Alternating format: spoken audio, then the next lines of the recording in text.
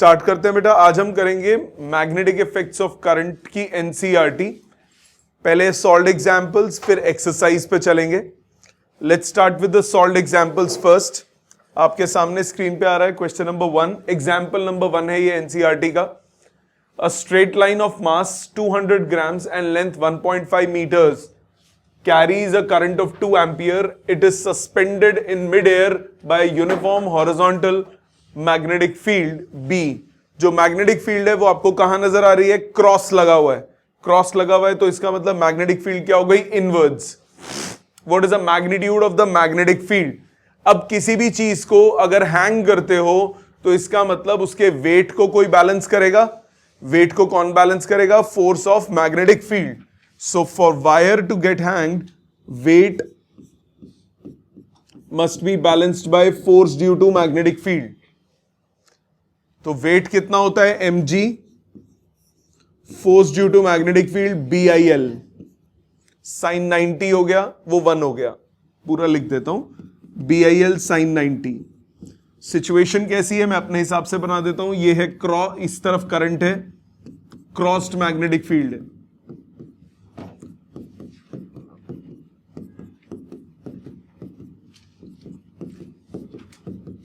Magnetic field की वजह से जो फोर्स होगी उसके लिए आप लगाओगे फ्लेमिंग्स लेफ्ट हैंड रूल।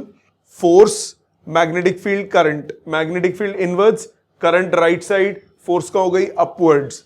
तो force due to magnetic field is upwards और वेट एक्ट कर रहा है डाउनवर्ड्स। ये दोनों एक दूसरे को क्या करेंगे? बैलेंस। सो आपको निकालना क्या है? What is the magnitude of magnetic field?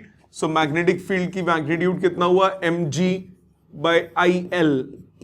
मास कितना है वायर का? 200 ग्राम्स। केजी में कन्वर्ट करोगे कितना हो गया? 0.2 किलोग्राम। 0.2 इंटू 9.8।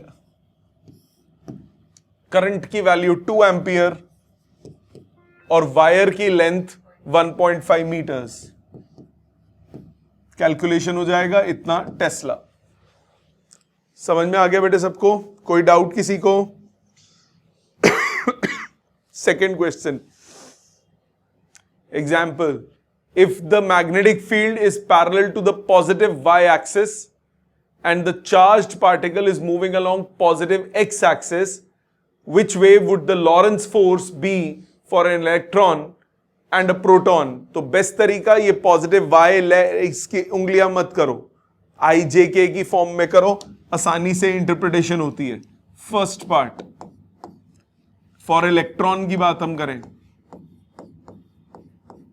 इलेक्ट्रॉन के लिए चार्ज की वैल्यू कितनी होगी? -E। इलेक्ट्रॉन के लिए चार्ज कितना हो जाएगा? -E। Magnetic field is parallel to positive Y axis. Magnetic field हो गया वेक्टर फॉर्म में BJ cap and the charge particle is moving along positive X axis. Velocity हो गया VI कैप। आपको क्या निकालना है? फोर्स का एक्सप्रेशन। फोर्स कहां एक्ट करेगी? फोर्स हो जाएगा Q into V cross B। Charge कौन है? -E। V की जगह आया VI cap cross BJ cap. I cross J क्या होता है? K। तो कितना आया? -EVB K cap. Therefore, force on electron is along negative z-axis. ये हो गया फर्स्ट पार्ट। सेकेंड पार्ट में क्या बोला? बात की है प्रोटॉन की। जब हम प्रोटॉन की बात करेंगे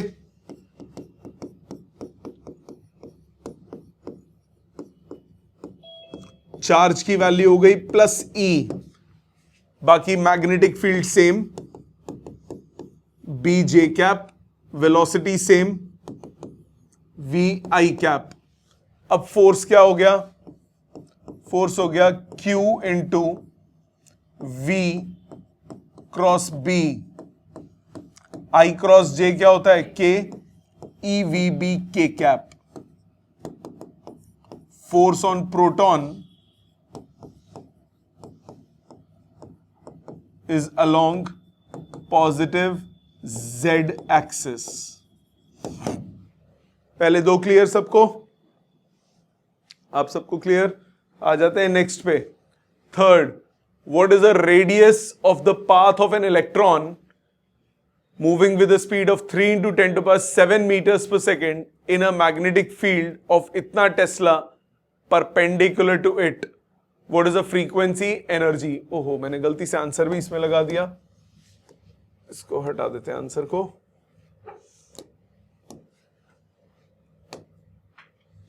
बाद में हटाएंगे, कोई नहीं, इसी में देख लो। आपको क्या बोला? Radius of circular path of electron, magnetic field आपको दी हुई है। जब कोई चार्ज पार्टिकल मैग्नेटिक फील्ड में आता है तो क्या होता है? सर्कुलर पाथ लेता है। क्या लगता है? B Q V is equal to M V square by R. B Q V is equal to M V square by R. आपको रेडियस निकालना है, आर कितना हो जाएगा? M V by B Q. Electron की बात की है, मास कितना? 9 इंटू 10 टू द पावर -31। कितनी वेलोसिटी से आया? 3 into 10 to power 7। Magnetic field दिया 6 इंटू 10 टू पावर -4 और इलेक्ट्रॉन का charge 1.6 into 10 to power -19। Radius calculate हो जाएगा। इसके बाद क्या बोला? फ्रीक्वेंसी। फ्रीक्वेंसी क्या होता है? टाइम पीरियड का उल्टा। टाइम पीरियड निकालोगे 2 pi R by velocity. So frequency कितना हो जाएगा? Velocity divided by 2 pi R. Velocity आपको गिवन है 3 into 10 to power 7, 2 pi R. R की वैल्यू ये रही, सब्स्टिट्यूट कर दोगे, फ्रीक्वेंसी आ जाएगा। तीसरा, एनर्जी। एनर्जी कितना होता है? Half M V square. Half पता है, मास पता है 9 इंटू 10 टू पावर -31 और वेलोसिटी क्वेश्चन में दिया हुआ है 3 इंटू 10 टू पावर 7। इसका स्क्वायर कैलकुलेशन हो जाएगी। ऑनलाइन सबको यहां तक क्लियर? इस पे कोई दिक्कत तो नहीं? Next, fourth, cyclotron oscillator. Cyclotron की फ्रीक्वेंसी दी हुई है और इस 10 मेगाहर्ट्ज। इसी में देख लेना, साइक्लोट्रॉन की फ्रीक्वेंसी दी है 10 मेगाहर्ट्ज। साइक्लोट्रॉन आपके सिलेबस में नहीं है। इसको नॉर्मल कंसिडर करके चलो कि परपेंडिकुलरली चार्ज पार्टिकल एंटर हुआ, सर्कुलर पाथ लेता है, सारा उसी से हो जाएगा। A cyclotron's oscillator frequency is 10 megahertz. What should be the operating magnetic field for accelerating protons? Accelerating protons. Magnetic field निकालना है, तो ये रहा रिलेशन मैग्नेटिक फील्ड का। कहां से आया? बड़ी simple, QVB is mv square by r। यही रिलेशन था। एक V कट गया, आपको मैग्नेटिक फील्ड निकालना है mv by QR। हाँ कि ना? mv by QR। यहां तक कोई दिक्कत? यहां तक कोई दिक्कत? mv by QR। आपको गिवन क्या क्या है? फ्रीक्वेंसी गिवन है, तो फ्रीक्वेंसी की टर्म्स में आपको पहले रेडियस निकालना पड़ेगा। फ्रीक्वेंसी कितना होता है? Velocity by 2 pi R. v upon R की वैल्यू कितनी हो गई? 2 पाई मल्टीप्लाइड बाय फ्रीक्वेंसी। इसको सब्सटीट्यूट करो, सब्सटीट्यूट 2 in 1, तो मैग्नेटिक फील्ड कितना आया? v अपॉन आर की value 2 pi into frequency, 2 pi into frequency into m by magnetic field by charge. ये एक्सप्रेशन आ गया मैग्नेटिक फील्ड का। ये एक्सप्रेशन यहां यूज किया। ये फ्रीक्वेंसी है, वेलोसिटी नहीं है, ये फ्रीक्वेंसी है। ठीक, इससे आगे क्या बोला? आगे क्या निकालना है? What is the kinetic energy of the proton beam produced by the accelerator. Radius दिया है। काइनेटिक एनर्जी का फॉर्मूला क्या होता है? Half M V square. तो पहले वेलोसिटी निकालोगे, वेलोसिटी निकालने के बाद आप काम कर लोगे, हो जाएगा ये। बट ये आपके कोर्स में नहीं है, साइक्लोट्रॉन नहीं आएगा। आ जाते हैं आगे। फिफ्थ क्वेश्चन, आसान क्वेश्चन है यहां से। फिफ्थ क्या कह रहा है? an element delta L equal to delta X I cap is placed at the origin and carries a large current of 10 amperes. What is a magnetic field y axis at a distance of 0.5 meters? Delta x आपको दिया है 1 centimetre. तो एक छोटा सा length element है. अब छोटे लेंथ एलिमेंट के लिए आप क्या लगा देते हो? Biot Savart law. बॉयड-सैविट्ज लॉ क्या कहता है? dB is equal to mu naught upon 4 pi IDL sine theta by R square. So इसमें ऑलरेडी छोटा लेंथ दिया हुआ है तो आपको कुछ चेंज करने की जरूरत नहीं है. आपको कुछ चेंज करने की जरूरत नहीं है. म्यू नॉट अपॉन 4 पाई की वैल्यू कितनी होती है? 10⁻⁷. करंट आपको दिया हुआ है 10 एम्पियर. DL यानी DX की वैल्यू दी है 10⁻², 1 सेंटीमीटर. साइन 90 कितना हो गया? 1. और आर स्क्वायर, आर मतलब डिस्टेंस, वो दिया है 0.5. हो जाएगा कैलकुलेशन इजी सा. सबको क्लियर यहां तक? ऑनलाइन सबको क्लियर यहां तक? अगर ये लंबी लेंथ होती तो फिर बॉयड-सैविट्ज लॉ नहीं लगता, फिर वो स्ट्रेट कंडक्टर वाला फॉर्मूला लगता. क्योंकि ये डेल्टा एक्स उसने लेंथ लिया, बहुत छोटा लिया, तो आप डायरेक्टली बॉयड-सैविट्ज लॉ लगा सकते हो. Biot Savart law is only applicable for small lengths. लंबी लेंथ के लिए आपको क्या यूज करना पड़ता है? इंटीग्रेशन. नेक्स्ट, इसमें याद है नंबर ऑफ टर्न्स निकालने होते हैं. नंबर ऑफ टर्न्स कितना हो जाता है? Angle subtended divided by 360. या फिर अगर लेंथ दिया हो तो L by 2 pi R. Angle radian में दिया हो तो angle in radian divided by 2 पाई.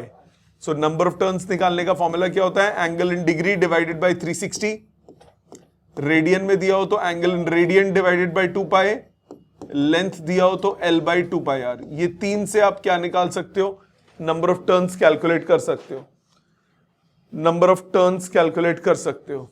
अब आपको बोला a straight wire is carrying a current of 12 amperes is bent into a semicircular arc of radius 2 centimeter as shown in figure. Consider the magnetic field at the center of the arc. What is the magnetic field due to the straight segment? Straight segment की वजह से क्या हो जाएगा? 0. Magnetic field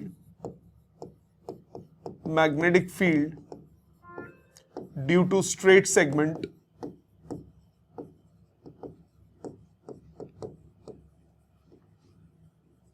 ये हो जाएगी 0.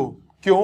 क्योंकि अगर ये करंट है तो इसके अलोंग अगर पॉइंट होता है तो मैग्नेटिक फील्ड की वैल्यू उसके लिए क्या हो जाती है? 0. इसकी वजह से. दूसरा part, in what way the contribution to B from the semi circle differs from the circular loop and in what way does it resemble. तो आप क्या बोलोगे? Magnetic field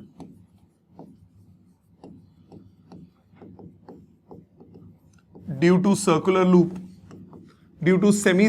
loop will be half the magnitude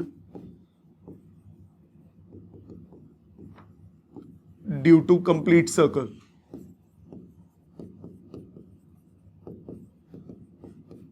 But will have same direction. So magnetic field जो circular loop की वजह से होगी और जो सेमी सर्कुलर लूप की वजह से होगी, मैग्नीट्यूड वाइज सेमी सर्कल की क्या हो जाएगी? Half. But direction wise magnetic field क्या रहेगी? सेम. और वो मैग्नेटिक फील्ड कौन सी होगी? वो मैग्नेटिक फील्ड होगी कितनी? Mu naught I by 2r into number of turns हो जाएंगे half. So mu naught I by 4r. So 4r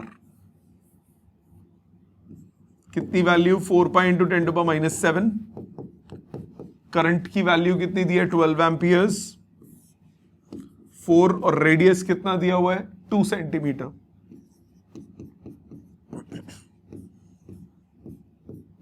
ये आ गया आपके पास 6 पाई इंटू 10⁻⁵ टेस्ला. और डायरेक्शन क्या होगी? Current right hand rule use होगा. ये करंट है तो फील्ड कहां हो गई? Inwards. Crossed magnetic field, so inwards. And magnetic field due to complete circle वो हो जाती है mu naught I by 2r। तो इसका डबल आंसर आ जाएगा 12 पाई इंटू 10⁻⁵ टेस्ला, और डायरेक्शन वो भी क्या रहेगी, इनवर्ड्स। ये हो गया सेकेंड पार्ट का आंसर। क्वेश्चन ध्यान से पढ़ना चाहिए। Would your answer be different if the wire were bent into semi circular arc of same radius but in the opposite as shown? Field up क्या हो गई, आउटवर्ड्स। तो सी पार्ट में आप क्या बोलोगे, magnetic field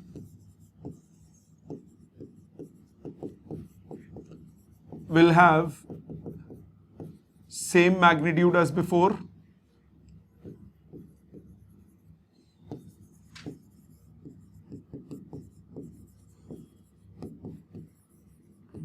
equal to 6 pi into 10⁻⁵ Tesla, but in opposite direction, that is outwards. समझ में आ गई बात? No problem. ऑनलाइन सबको क्लियर बेटा? ठीक है, आगे देखते हैं। 7th, consider a tightly wound 100 turn coil of radius 10 centimetre.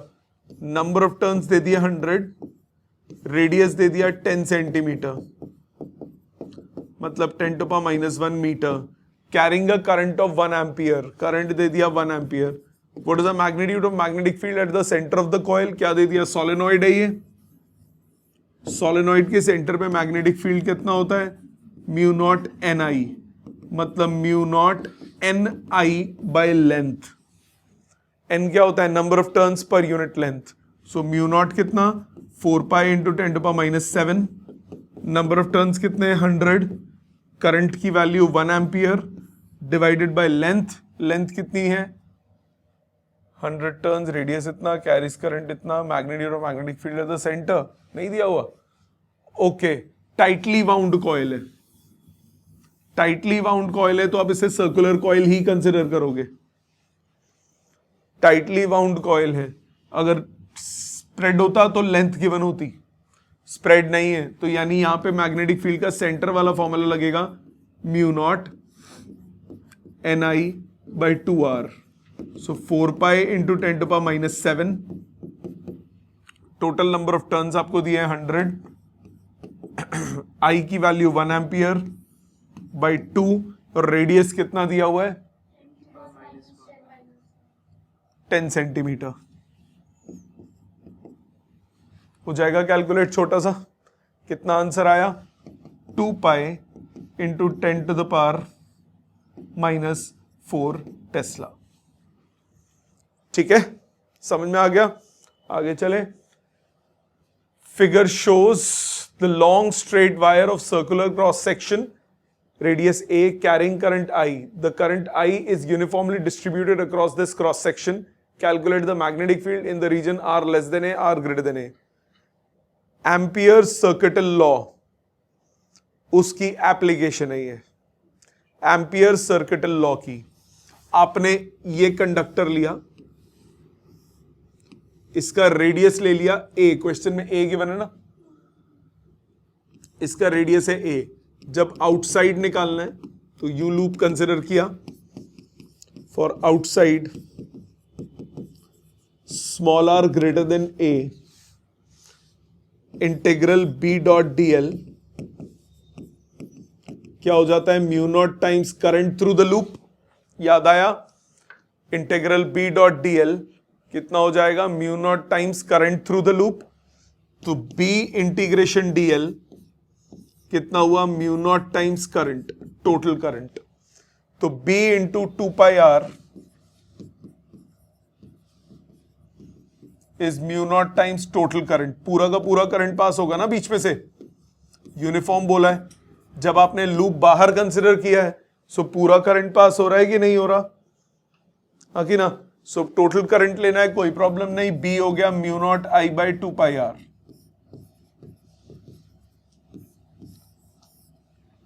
ठीक है, ये हो गया outside. On the surface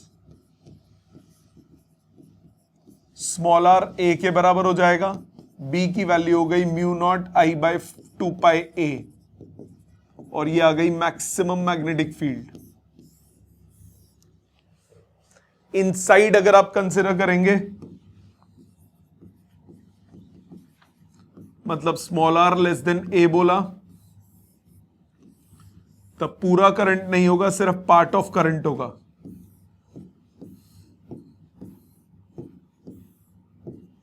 part of current के लिए ये लूप ले लिया आर रेडियस का। पार्ट ऑफ करंट के लिए आप क्या करोगे, करंट पर यूनिट एरिया निकालोगे। If I dash is the current passing through loop of radius R, तो I बाय pi A square is I dash by pi R square. So I dash हो गया I R square by A square. ये current हुआ। अब इसमें लगाएं Ampere circuital law. Ampere circuital law लगाएं, integral B dot D L, ये हो जाएगा mu naught times I dash. So B into 2 pi R is mu naught times I dash. I dash की value I R square by A square. So B कितना हुआ, mu naught I R square by 2 pi R A square. एक R cancel हो गया, result आ गया mu naught I by 2 pi A square into R. So magnetic field directly proportional to R. So पहले इसको अगर ग्राफिकली रिप्रेजेंट करेंगे तो ये ग्राफ कैसा बनेगा, मैग्नेटिक फील्ड विद आर का ग्राफ कैसा बनेगा, पहले होगा directly proportional, on the surface पे मैक्सिमम, उसके बाद इनवर्सली प्रोपोर्शनल। ठीक है, प्लीज इसको अपने हाथ से करिए। नेक्स्ट आपको बोला solenoid of length 0.5 metres, solenoid बोल दिया, has a radius of 1 centimetre and is made up of 500 turns. It carries a current of 5 ampere, magnitude of magnetic field inside. तो inside the solenoid क्या magnitude होता है, inside होता है mu naught Ni। N क्या होता है, number of turns per unit length, mu naught N by L into I। यही होता है फॉर्मूला। mu naught की value 4 pi into 10 to the minus 7, total number of turns 500, L की value 0.5 और current की वैल्यू 5 एम्पियर। कैलकुलेशन हो जाएगी।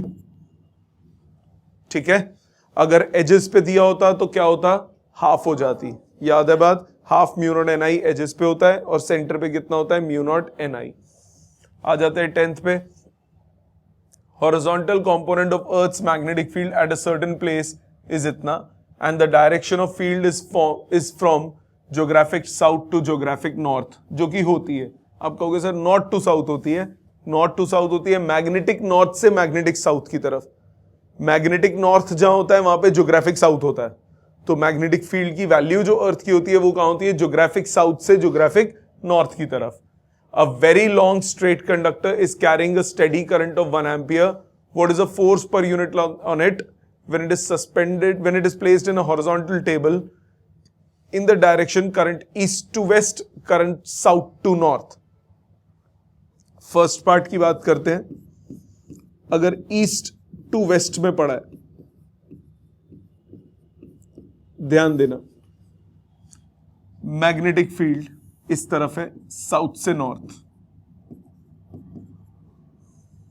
South से नॉर्थ है मैग्नेटिक फील्ड, ये पड़ा है ईस्ट से वेस्ट में।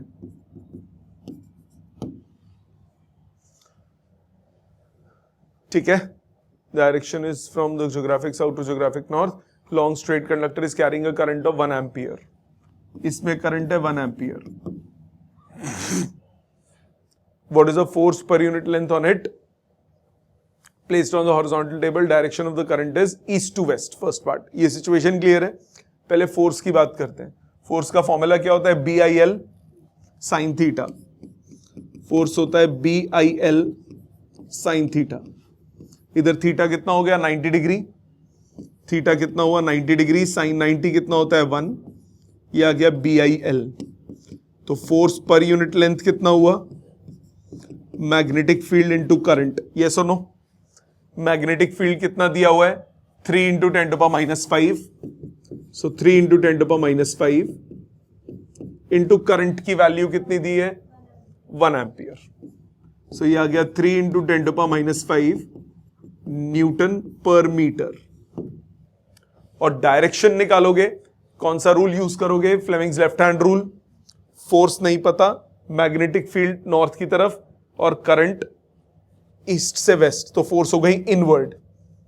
इनवर्ड मतलब डाउनवर्ड, क्योंकि देखो ना नॉर्थ साउथ ईस्ट वेस्ट इस प्लेन में होते हैं, तो वर्टिकली डाउनवर्ड्स, तो मैग्नेटिक फील्ड क्या हो गई डाउनवर्ड्स।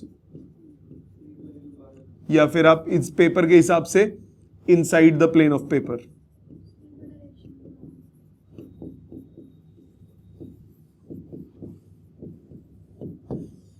लेफ्ट हैंड रूल लो, फोर्स नहीं पता, मैग्नेटिक फील्ड ऊपर है, करंट इस तरफ नहीं है उल्टी तरफ है, ये करंट हो गया, तो फील्ड कहां हो गई, हाँ फील्ड हो गई इनवर्ड्स।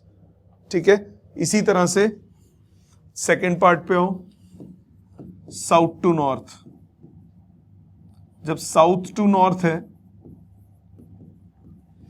तो थीटा कितना हो गया 0 डिग्री, फोर्स कितना हो जाएगा 0। ठीक है, BIL साइन 0 मतलब 0। ठीक है जी, अगले पे आते हैं। Next, 100 turn closely wound circular coil of radius 10 centimetres carries a current of 3.2 ampere. क्योंकि ये क्लोजली वाउंड बोल दिया, इसका मतलब अब आपको इसको सोलेनॉइड नहीं कंसिडर करना, लूप कंसिडर करना है। What is a magnetic field at the centre of coil? So A part, magnetic field at the centre of coil, क्या फॉर्मूला होता है, mu naught NI by 2R। इसमें n total number of turns है, सो mu not हो गया 4 pi into 10⁻⁷, number of turns है 100, current की value 3.2, twice radius 10 centimetre. Calculation हो जाएगा छोटा सा, इतना टेस्ला मैग्नेटिक फील्ड आ गया, फर्स्ट पार्ट का आंसर। आगे, what is a magnetic moment of this coil? Magnetic moment क्या होता है, NIA, number of turns into current into area. Number of turns 100, current की वैल्यू 3.2, एरिया की वैल्यू πr²। इतना magnetic moment, units ampere metre square. Calculation हो जाएगी। तीसरे part में नहीं, आगे भी और भी कुछ बोला है। The coil is placed in a vertical plane and is free to rotate in the horizontal axis which coincides with its diameter. A uniform magnetic field of 2 Tesla in the horizontal direction exists, which such that initially the axis of the coil in the direction of the field, the coil rotates to the angle of 90 degree under the influence of magnetic field. What are the magnitudes of the torque on the coil in its initial and final positions? Torque का formula क्या होता है, M cross B या फिर MB sine theta. याद है ये बात? टॉर्क का मैग्नीट्यूड कितना हो जाता है, MB साइन थीटा। M क्या है, NIA, सो NIA into B into sine theta. यही होता है टॉर्क का फॉर्मूला, यही होता है टॉर्क का फॉर्मूला। अप्लाई करिए इसकी वैल्यूज। आपको क्या दिया हुआ है, कंडीशन दोबारा देखते हैं। Coil is placed in the vertical plane and is free to rotate about its horizontal axis which coincides with its diameter. Uniform magnetic field in the direction, horizontal direction exist such that initially the axis of the coil is in the direction of field. Initially the axis of the coil is in the direction of field. क्या होगा, axis कौन सी है, सोचो। Coil is placed in the vertical plane, vertical plane में coil है, and is free to rotate about a horizontal axis which coincides with its diameter. Horizontal axis से diameter यूं कर रही है, which coincides with the diameter, horizontal axis which coincides with the diameter, इस तरह से, ऐसे है, ये कॉइल है ना, सर्कुलर लूप है ना, सर्कुलर लूप है, इस तरह से है, तो ये कॉइल ये है ऐसे, तो यानी एरिया वेक्टर के साथ एंगल कितना हो गया 90 डिग्री। एरिया के साथ एंगल नहीं होता, एरिया वेक्टर के साथ एंगल होगा, तो इसमें क्या हो जाएगा, इनिशियली थीटा कितना हो गया 90 degree, because angle with area vector is 90 degree. Area के साथ एंगल कितना है 0 डिग्री, ये है कॉइल, एरिया के साथ कितना एंगल बन रहा है मैग्नेटिक फील्ड का 0 डिग्री, डायमीटर से कोइंसाइड कर रही है एक्सेस, सो एरिया के साथ एंगल कितना बन रहा है 0 डिग्री। आपका एंगल किसके साथ चाहिए होता है, एरिया वेक्टर, एरिया वेक्टर के साथ एंगल कितना हो गया 90 डिग्री, तो थीटा कितना हुआ 90, साइन 90 कितना होता है 1, साइन 90 कितना होता है 1, तो इनिशियल टॉर्क कितना हो जाएगा NIBA। नंबर ऑफ टर्न्स आप निकाल चुके हो, नंबर ऑफ टर्न्स है 100, करंट है 3.2, मैग्नेटिक फील्ड क्वेश्चन में दिया हुआ है 2 टेस्ला और एरिया पाई आर स्क्वायर, ये हो गया टॉर्क, इतना newton metre initial. Torque final कितना होगा, बाद में क्या हुआ, coil rotates through an angle of 90 degree, 90 degree पे वो है, वो 90 रोटेट कर गई, तो अब थीटा कितना हो जाएगा 0 डिग्री, तो ये हो जाएगा NIBA साइन 0, आंसर कितना आया 0, सो फाइनल टॉर्क हो गया 0। D part, what is the angular speed acquired by the coil when it has rotated bye 90 degree, moment of inertia दिया हुआ है, लगाओ दिमाग, है तुम्हारे पास 2-4 मिनट।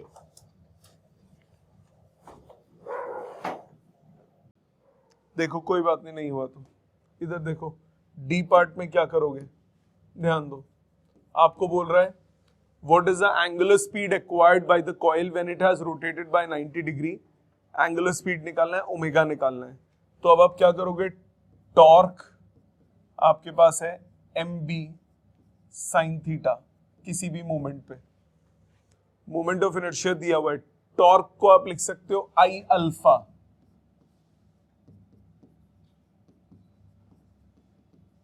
क्या रिलेशन लगाया, tau is equal to I alpha. अब अल्फा क्या होता है, d omega by d t, rate of change of angular velocity, MB sine theta. मैंने क्या किया, अल्फा की वैल्यू को डाला, rate of change of angular velocity. अब प्रॉब्लम यह है, यहां 3 वेरिएबल्स इकट्ठे हो गए, ओमेगा भी वेरिएबल है, टी भी वेरिएबल है, थीटा भी वेरिएबल है, तो आप क्या करो, डी थीटा से मल्टीप्लाई डिवाइड करो, उससे वेरिएबल एक हट जाएगा। कैसे, ये डी थीटा से मल्टीप्लाई डिवाइड कर दिया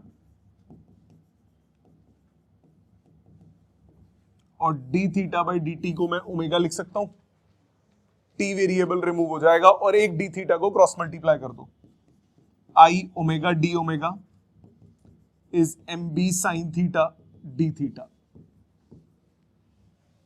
क्या किया मैंने d theta by d t को ओमेगा लिख दिया।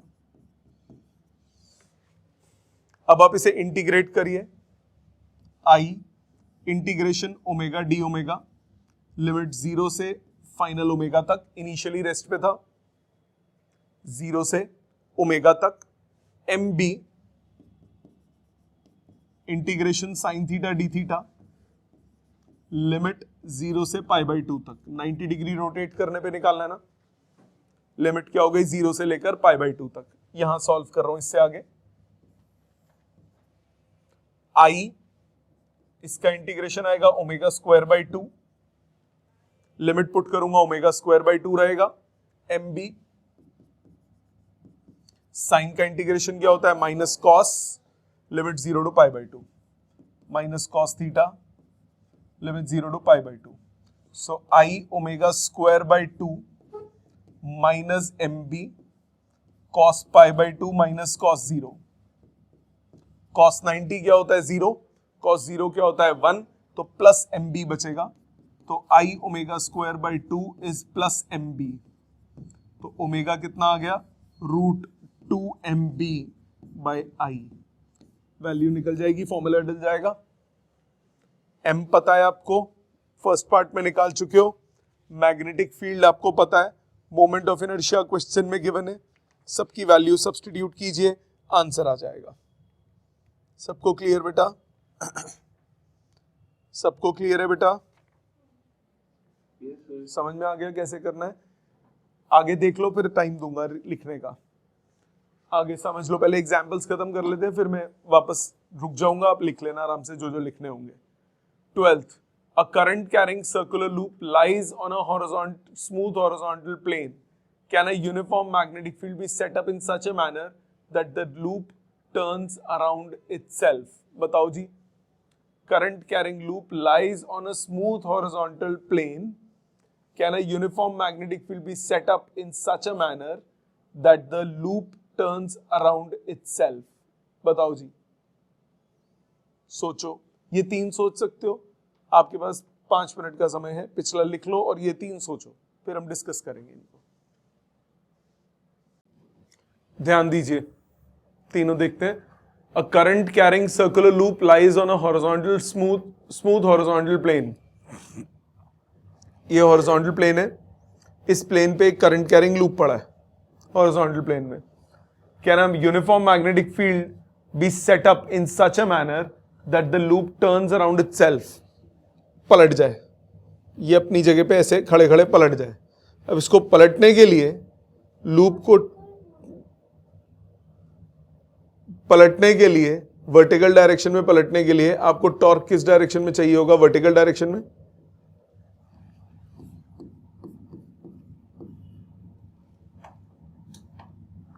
To turn in vertical plane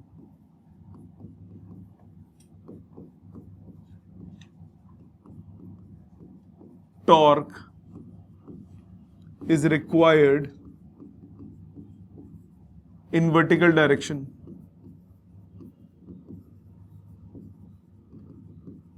torque जो है वो आपको वर्टिकल डायरेक्शन में चाहिए। एक एक स्टेप का मतलब बताओ, पहले ये समझ में आता है आपको। एक चीज को किसी भी प्लेन में मूव कर रहा है, ये बॉडी है, इसको ऐसे मूव करना है, तो आपको इस तरफ टॉर्क चाहिए होगा कि नहीं चाहिए होगा? तो वर्टिकली अगर आपको इसको हिलाना है तो आपको वर्टिकल डायरेक्शन में टॉर्क चाहिए होगा। वर्टिकल डायरेक्शन में टॉर्क चाहिए होगा, but coil is in horizontal plane,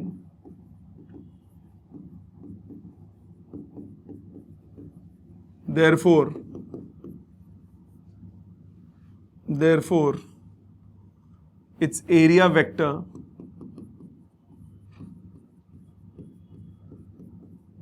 is in vertical direction. हाँ कि ना? कॉइल के परपेंडिकुलर एरिया वेक्टर होता है, वो वर्टिकल डायरेक्शन में होगा। Hence we can not produce torque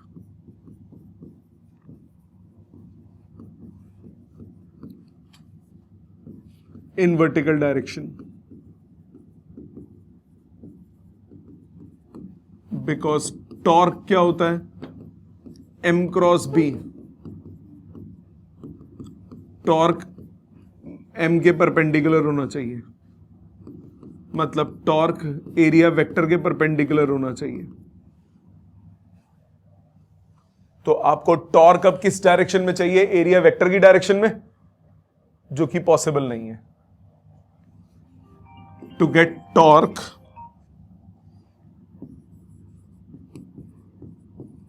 in the direction of area vector is not possible. ठीक है, पहला समझ में आ गया। सेकंड पे आ जाओ, बी पार्ट। बी पार्ट क्या बोल रहा है? बी पार्ट बोल रहा है a current carrying circular loop is located in a uniform external magnetic field. If the loop is free to turn, what is the orientation of stable equilibrium? Orientation of stable equilibrium के लिए, for stable equilibrium,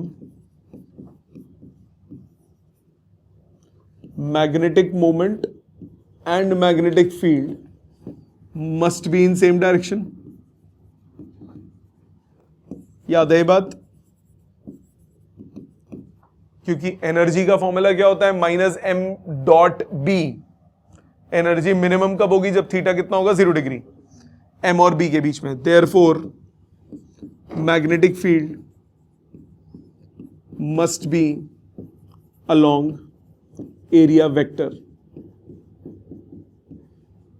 सो ये surface है, magnetic field area vector की direction में होनी चाहिए। Show that in this orientation the flux of the total field is maximum. Flux क्या होता है? m dot area.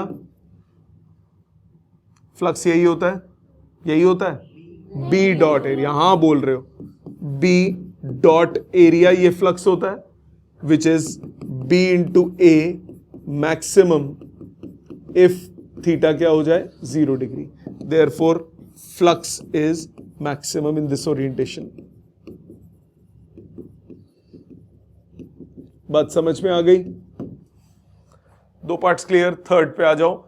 A loop of irregular shape carrying current is located in an external magnetic field. If the wire is flexible, why does it change to circular shape? Circular shape इसीलिए आ जाएगा so that flux becomes maximum, because flux depends on area,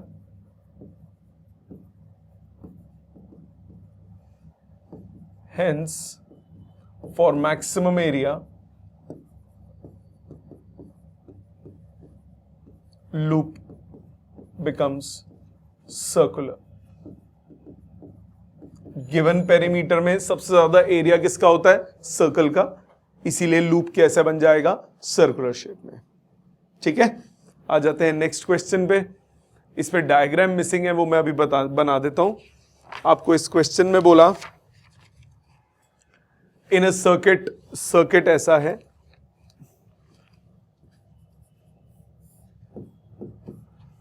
ये 3 volt की battery है, 3 ओम का resistor है, ये ammeter लगा है, ये एक प्यारा सा सर्किट है।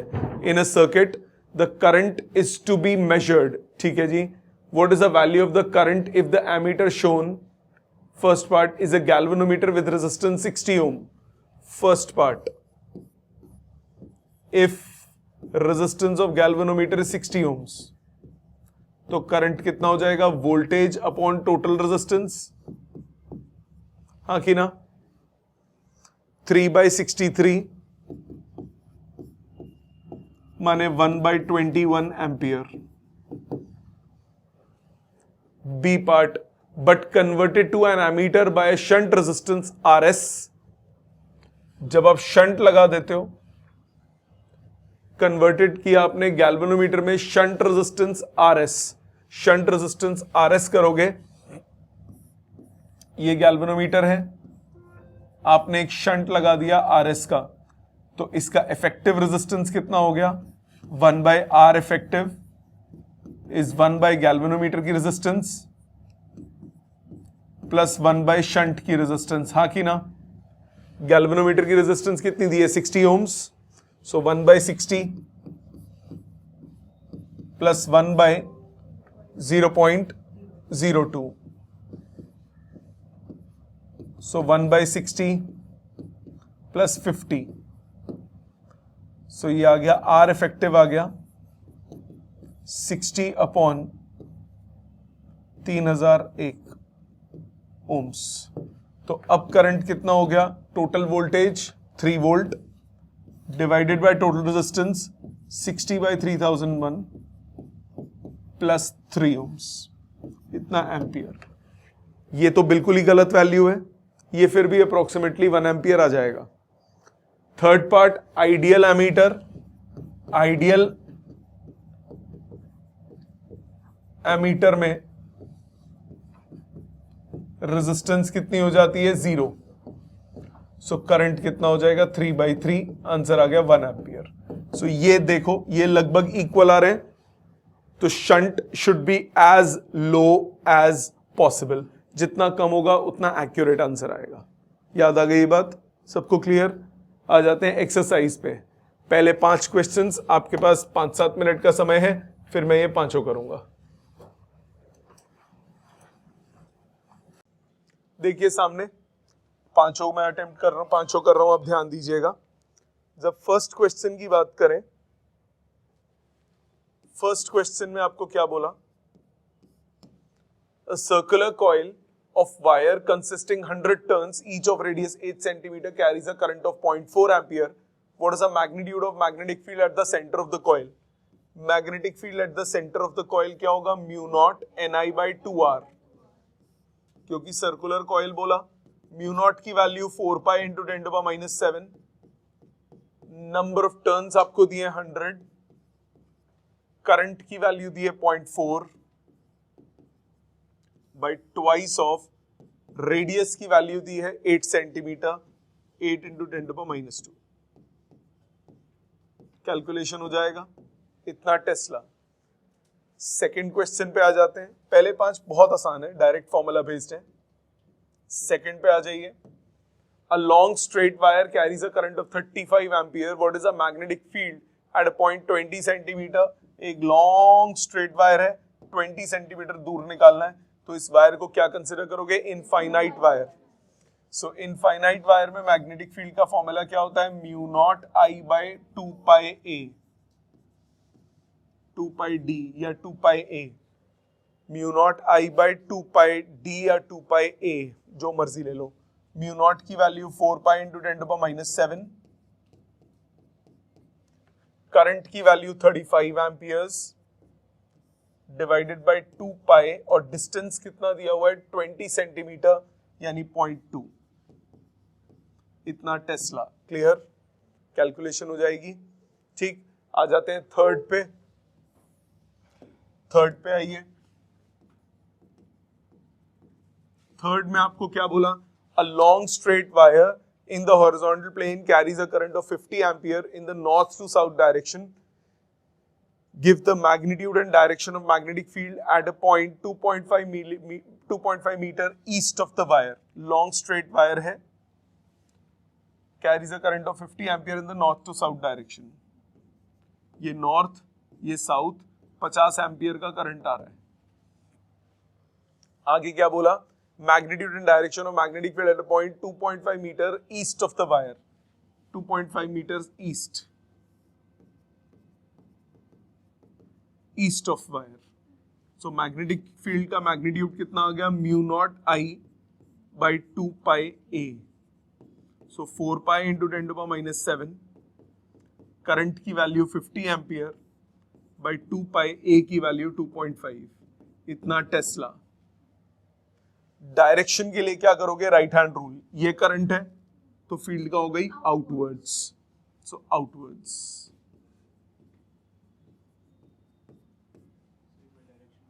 ये करंट है बेटा, अगर पॉइंट होता वेस्ट में तो फील्ड होती इनवर्ट, पॉइंट है ईस्ट में तो फील्ड होगी outwards. Right hand rule. Answer number 4। Fourth में आपको क्या बोला? A horizontal overhead power line carries a current of 90 amperes in east to west direction. East से वेस्ट की तरफ, ये ईस्ट से वेस्ट की तरफ करंट आता है। कितना करंट है? 90 एम्पियर ईस्ट से वेस्ट की तरफ। What is the magnitude and direction of the magnetic field due to the current 1.5 meters below? नीचे 1.5 मीटर नीचे, 1.5 मीटर्स नीचे। ठीक, मैग्नेटिक फील्ड कितनी होगी? Mu naught I by 2 pi d, so 4 pi into 10 to the minus 7, current की value 90 ampere और distance 1.5, इतना Tesla. हो जाएगा कैलकुलेशन। डायरेक्शन पे ध्यान देना। ये करंट है, ऊपर होता तो फील्ड होती अंदर की तरफ, नीचे तो फील्ड है बाहर की तरफ। फील्ड है इस तरफ, ये करंट है, फील्ड हो गई इस तरफ आउटवर्ड। आउटवर्ड मतलब क्या हुआ, इधर ईस्ट है इधर वेस्ट है, तो सामने हो गया नॉर्थ, पीछे क्या हो गया साउथ, तो ये हो गया along south.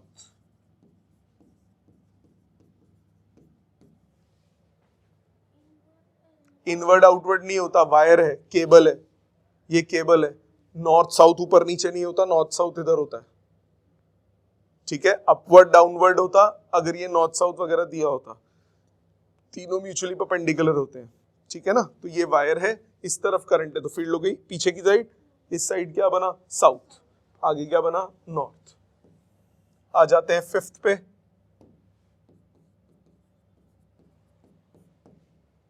What is the magnitude of magnetic force per unit length on a wire carrying a current of 8 ampere and making an angle of 30 degree with the direction of uniform magnetic field?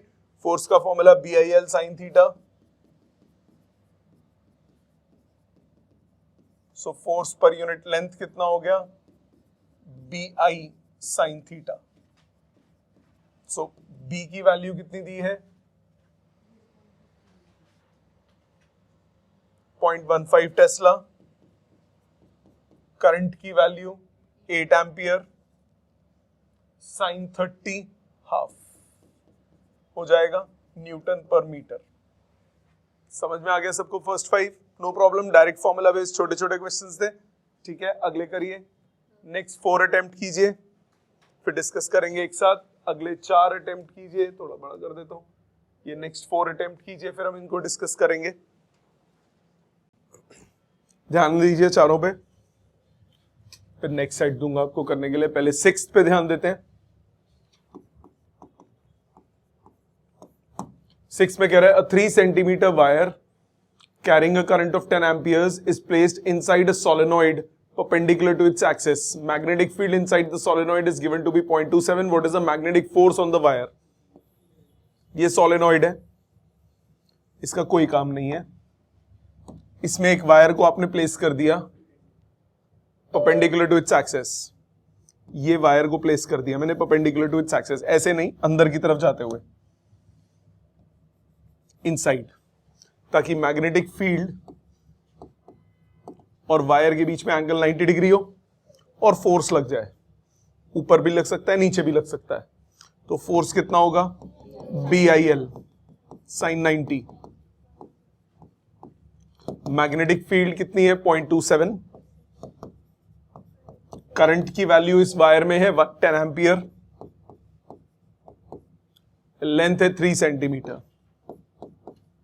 इतना Newton हो जाएगा calculate, ठीक। Second पे अगले पे आते हैं, number 7th पे। 7th में आपको क्या बोल रहा है, 2 long and parallel straight wires A and B carrying currents of 8 ampere and 5 ampere in the same direction are separated by a distance of 4 centimeter. दो वायर्स हैं, एक में है 8 एम्पियर करंट, एक में है 5 एम्पियर करंट, दोनों को सेपरेट किया आपने 4 सेंटीमीटर से, 4 सेंटीमीटर से। Estimate the force on 10 centimetre section of wire A. इसके 10 सेंटीमीटर सेक्शन पे आपके पास फोर्स का फॉर्मूला होता है mu not I1 I2 by 2 pi d into length, याद है। फोर्स पर यूनिट लेंथ का ये फॉर्मूला होता है mu not I1 I2 by 2 pi d। Values डालो, 4 pi into 10 to the power -7, I1 8, I2 5, 2 pi distance कितना 4 centimetre into length कितनी 10 centimetre, इतना न्यूटन आंसर आ जाएगा। क्लियर है सबको? ऑनलाइन सबको क्लियर है? आ जाते हैं नेक्स्ट पे, 8th पे। 8th कह रहा है, a closely wound solenoid 80 centimeter long has 5 layers of windings of 400 turns each. Total number of turns हो गए 5 into 400, that is 2000। Number of turns per unit length हो गया 2000 divided by 10 centimetre. Oh sorry, ऊपर है, मैंने नीचे value ले ली 80 centimetre, ये आ गया आपका 2500 टर्न्स पर मीटर। यहां तक क्लियर? ये आ गया स्मॉल एन। आगे क्या बोला? The diameter of solenoid is 1.8 centimetre. If the current carried by it is 8 amperes, estimate the magnetic field inside near its centre. Magnetic field का formula mu naught N I, mu naught की value 4 pi into 10⁻⁷, number of turns per unit length 2500 और current की value है 8 ampere. इतना Tesla answer आ जाएगा। Radius का कोई काम नहीं है। ठीक, ये था नंबर 8th। आ जाते हैं 9th पे। 9th कह रहा है a square coil of side 10 centimetre carries consist of 20 turns and carries a current of 12 ampere. A coil is suspended vertically and the normal to the plane of the coil makes an angle 30 degree with the direction of magnetic field. What is the magnitude of torque? Torque का formula क्या होता है? mb sin alpha. याद है? इसमें alpha किसके बीच पे angle होता है? नॉर्मल के साथ, और नॉर्मल के साथ ही आपको एंगल दिया हुआ है। कॉइल के साथ जब एंगल लेते हो तो cos थीटा यूज करते हो। थीटा होता है सरफेस ऑफ द कॉइल के साथ एंगल, अल्फा होता है नॉर्मल के साथ एंगल। आपको नॉर्मल के साथ एंगल दिया हुआ है 30 डिग्री। याद है? ये कॉइल है, ये मैग्नेटिक फील्ड है। थीटा कितना हुआ? 0 डिग्री। थीटा कितना हुआ? 90। अल्फा कितना हुआ? 0 डिग्री। अल्फा किसके साथ होता है? नॉर्मल के साथ। ठीक, so m B sine alpha. Magnetic moment कितना होगा? Number of turns into current into area into B into sine alpha. Values डालते हैं। नंबर ऑफ टर्न्स कितना दिया हुआ है? 20, करंट की वैल्यू 12, एरिया कितना? स्क्वायर कॉइल है 10 सेंटीमीटर, 0.1 लेंथ हो गई, उसका स्क्वायर हो गया एरिया। मैग्नेटिक फील्ड की वैल्यू 0.8 टेस्ला, और साइन अल्फा मतलब साइन 30, साइन 30 की वैल्यू कितनी होती है? हाफ। इतना न्यूटन मीटर। ये आ जाएगा टॉर्क। हो जाएगा कैलकुलेट। ऑनलाइन सबको क्लियर है बेटे? आप सबको समझ में आ गया? ठीक है, तो ये थे क्वेश्चन नंबर 9 तक। अब आ जाते हैं आगे। सिंपल क्वेश्चंस हैं, बहुत सिंपल हैं इसके। आ जाते हैं 10th 11th 12th। इन तीनों पे दिमाग लगाइए। 10th 11th 12th 2-4-5 मिनट है आपके पास, फिर डिस्कस करेंगे इन तीनों को। देखिए सामने चालू करता हूं। एग्जाम आंसर नंबर 10 चेक कीजिए अपने steps. 2 moving coil metres M1 और M2 have a following particulars. Resistance दिया हुआ है, एरिया दिया है, नंबर ऑफ टर्न्स दिया है, मैग्नेटिक फील्ड दिया हुआ है। ठीक है जी। स्प्रिंग कांस्टेंट दोनों के आइडेंटिकल है। Ratio of current sensitivity, voltage sensitivity. Current sensitivity का फॉर्मूला क्या होता है? NBA/K। तो मूविंग कॉइल में IS1 और IS2, सेकंड वाले का और फर्स्ट वाले का रेशियो कितना होगा? नंबर ऑफ टर्न्स सेम है, 30 दिए हुए ना, बात खत्म। N1 B1 A1/K divided by N2 B2 A2/K। Spring constant same है, K से K कट गया। N1/N2 30/42, 30/42 ये नंबर ऑफ टर्न्स का रेशियो हो गया। B1/B2 0.25/0.5, 0.25/0.5। A1/A2 3.6 into 10⁻³ divided by 1.8 into 10⁻³। Simple calculations. ये 2 कट गया। 30/42, 7 6 से कटा, 6 पंजे 30, 7 6 42, 5:7। ये हुआ करंट सेंसिटिविटी। वोल्टेज सेंसिटिविटी का रेशियो, वोल्टेज सेंसिटिविटी क्या होता है? Current sensitivity divided by resistance. दोबारा से फॉर्मूला मत लगा देना NBA/KR। दोबारा क्यों कैलकुलेट करोगे? करंट सेंसिटिविटी निकाल चुके हो। IS1 और IS2 का रेशियो 5:7। R1/R2 का उल्टा डलेगा, 10/14, 5/7 था, sorry.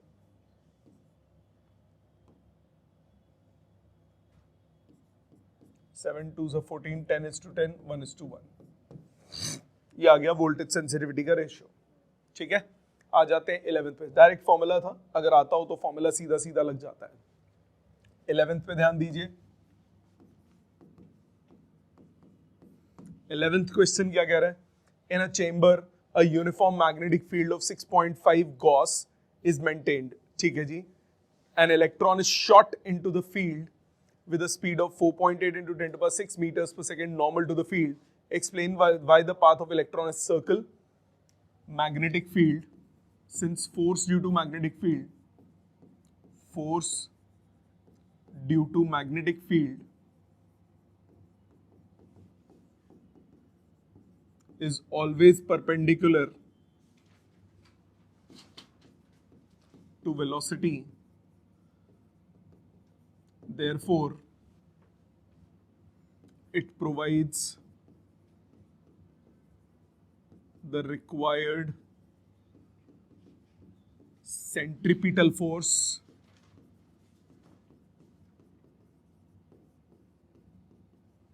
and charged particle will take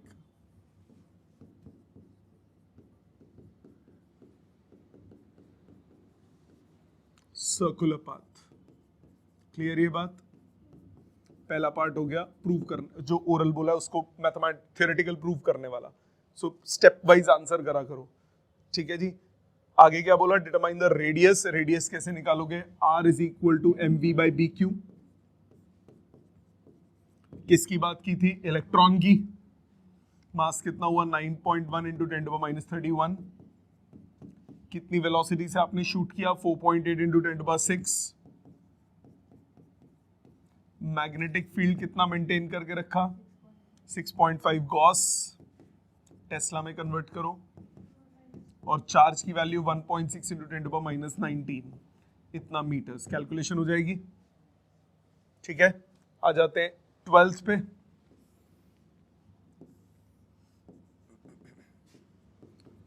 twelfth में आपको बोल रहा है in exercise 4.11 obtain the frequency of revolution. Frequency के लिए क्या करोगे? टाइम पीरियड का उल्टा, v/2πr। v/2πr। r कितना था? mv/bq। vv कट गया, वैल्यूज पुट करने की जरूरत नहीं है। bq/2πm। अब वैल्यू डालो, आपके पास फ्रीक्वेंसी आ जाएगी। ठीक है, समझ में आ गया सबको? ऑनलाइन सबको क्लियर बेटा? Yes, sir. No. No. Answer does not depend upon speed and radius. दोनों पे डिपेंड नहीं करता। ठीक है, आगे आ जाए 13th पे। सामने देखिए, a circular coil of 30 turns and radius 8 carrying a current of 6 ampere is suspended vertically in a uniform magnetic field of इतना। The field line makes an angle of 60 degree with the normal of the coil। फिर से alpha दे दिया।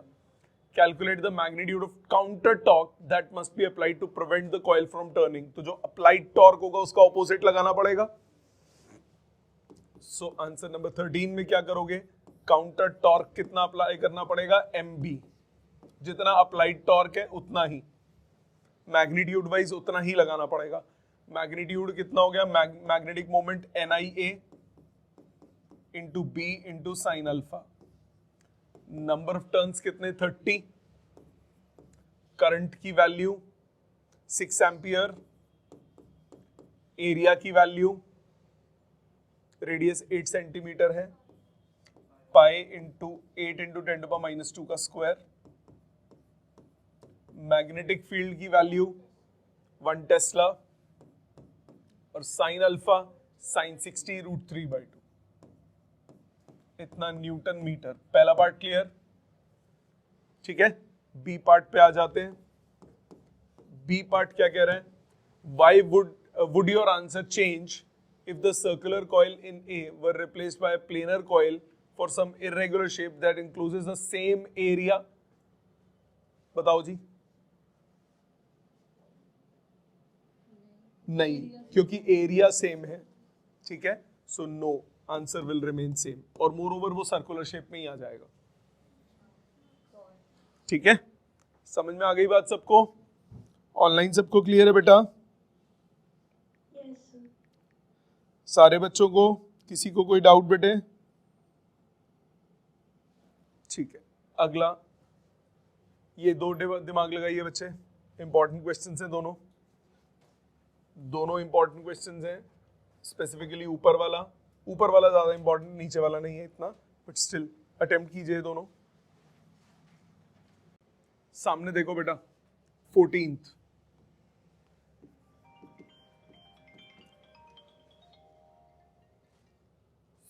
में आपको बोल रहा है two concentric circular coils X and Y of radius 16 and 10 lie in the same vertical plane containing the north to south direction. North to south direction vertical plane में है।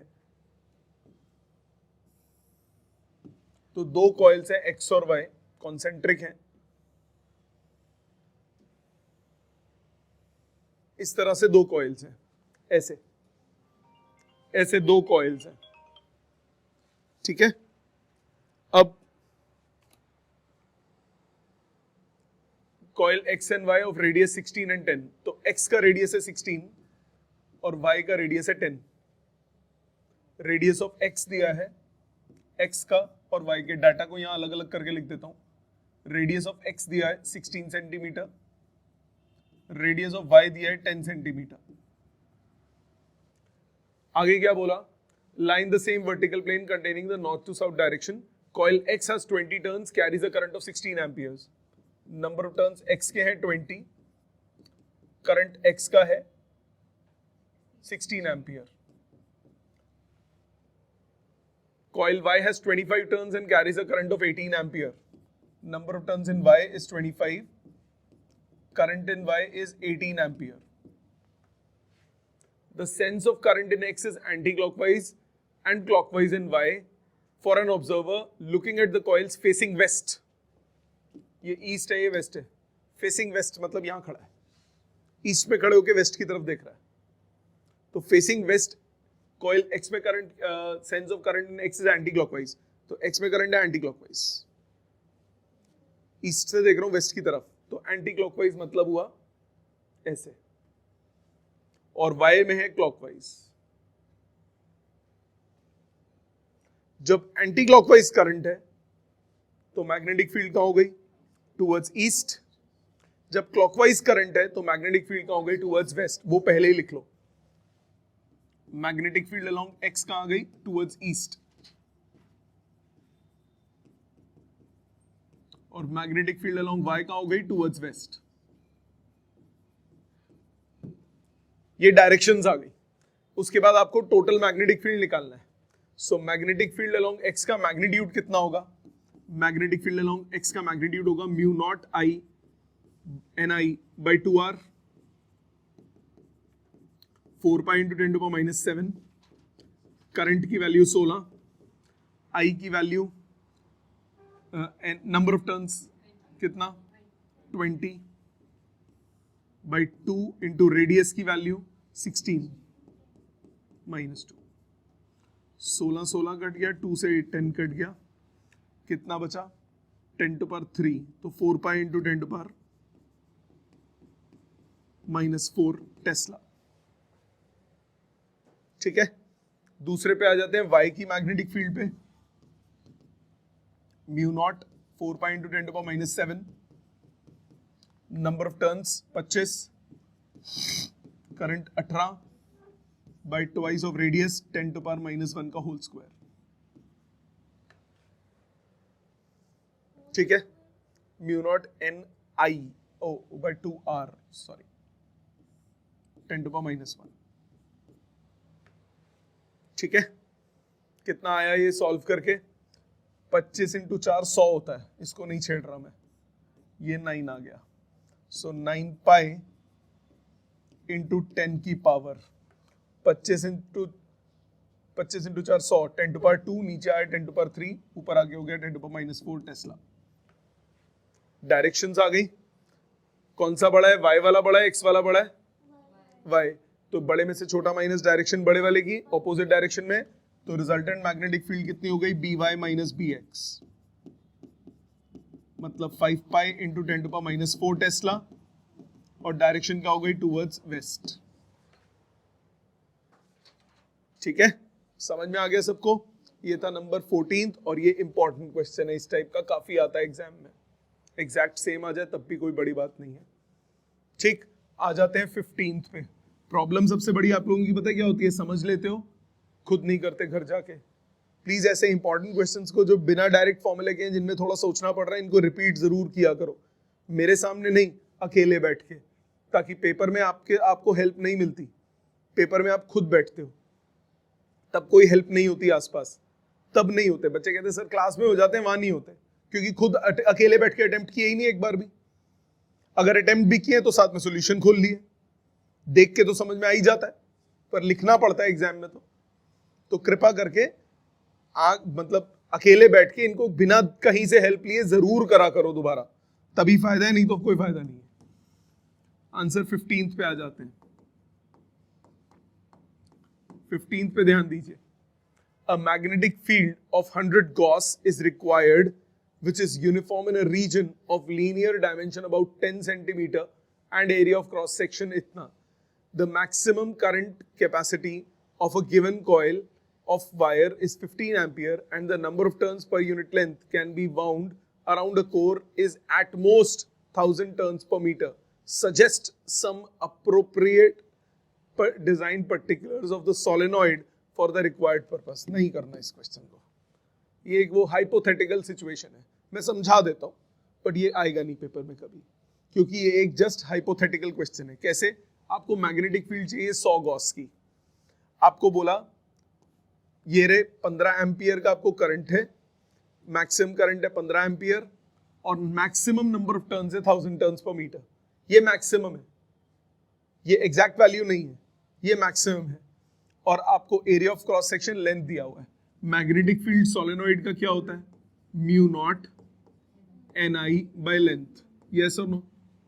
तो एन और आई मैक्सिमम वैल्यू है आपके पास, ये हो गया B L by mu naught. Magnetic field कितना हो गया, 100 gauss, 100 into 10 to power -4। Length की वैल्यू आपको कितना चाहिए, लेंथ एग्जैक्ट है 10 सेंटीमीटर, मतलब 10 to power -1 metre, divide by mu naught, मतलब 4 पाई इंटू 10 टू पावर -7। ऊपर कितना आया, 10 टू पावर -5 और 2 -3, और नीचे से हुआ 10 ऊपर आगे हो गया 10 टू पावर 4 अपॉन 4 पाई। मानते हो यहां तक बात? तो अब आप क्या बोलोगे, हिट एंड ट्रायल वैल्यूज लोगे। अगर n की वैल्यू ये है तो i इतना चाहिए, अगर i की वैल्यू ये है तो n इतना चाहिए, ऐसे हिट एंड ट्रायल वैल्यू लोगे। So we suggest we can take any value of n and i up to prescribed maximum value so that the product n into i वो हो जाएगा 10 टू पावर 4 बाय 4 पाई, खत्म। अब इसमें n की अलग अलग वैल्यू लेके आंसर निकालते जाओ, फालतू है, ठीक है। इस टाइप का कभी नहीं आएगा पेपर में। लॉजिक तो समझ में आ गया ना, करना क्या चाहता है उसने, क्या बोला, सजेस्ट, अज्यूम, सजेस्ट करो कि क्या कर सकते हो, तो कुछ भी सजेस्ट कर दो ना, कौन मना कर रहा है। n की वैल्यू आपको कितनी दी है, 1000, n को 1000 लो, 10 टू पावर 3 हो गया, कट के 10 बचा, तो आपको करंट कितना चाहिए होगा, 10/4 पाई। 10/4 पाई कितना हो गया, 2.5 upon pi, 0 point something ampere का करंट आ गया, चलेगा। 15 एम्पियर मैक्सिमम चाहिए ना। आई की वैल्यू 15 ले लो, n निकाल लो, अलग अलग वैल्यूज आ जाएगा। आई को 7 ले लो, आंसर निकाल लो, आई को 10 ले लो, आंसर निकाल लो, आई को 1/4 ले लो, आंसर निकाल लो n के। तो अलग अलग आंसर आप निकाल सकते हो, हिट एंड ट्रायल वाला क्वेश्चन है। लॉजिक समझ में आ गया, पर ये पेपर में कभी नहीं आएगा, डोंट वरी। आ जाते हैं नेक्स्ट क्वेश्चन पे।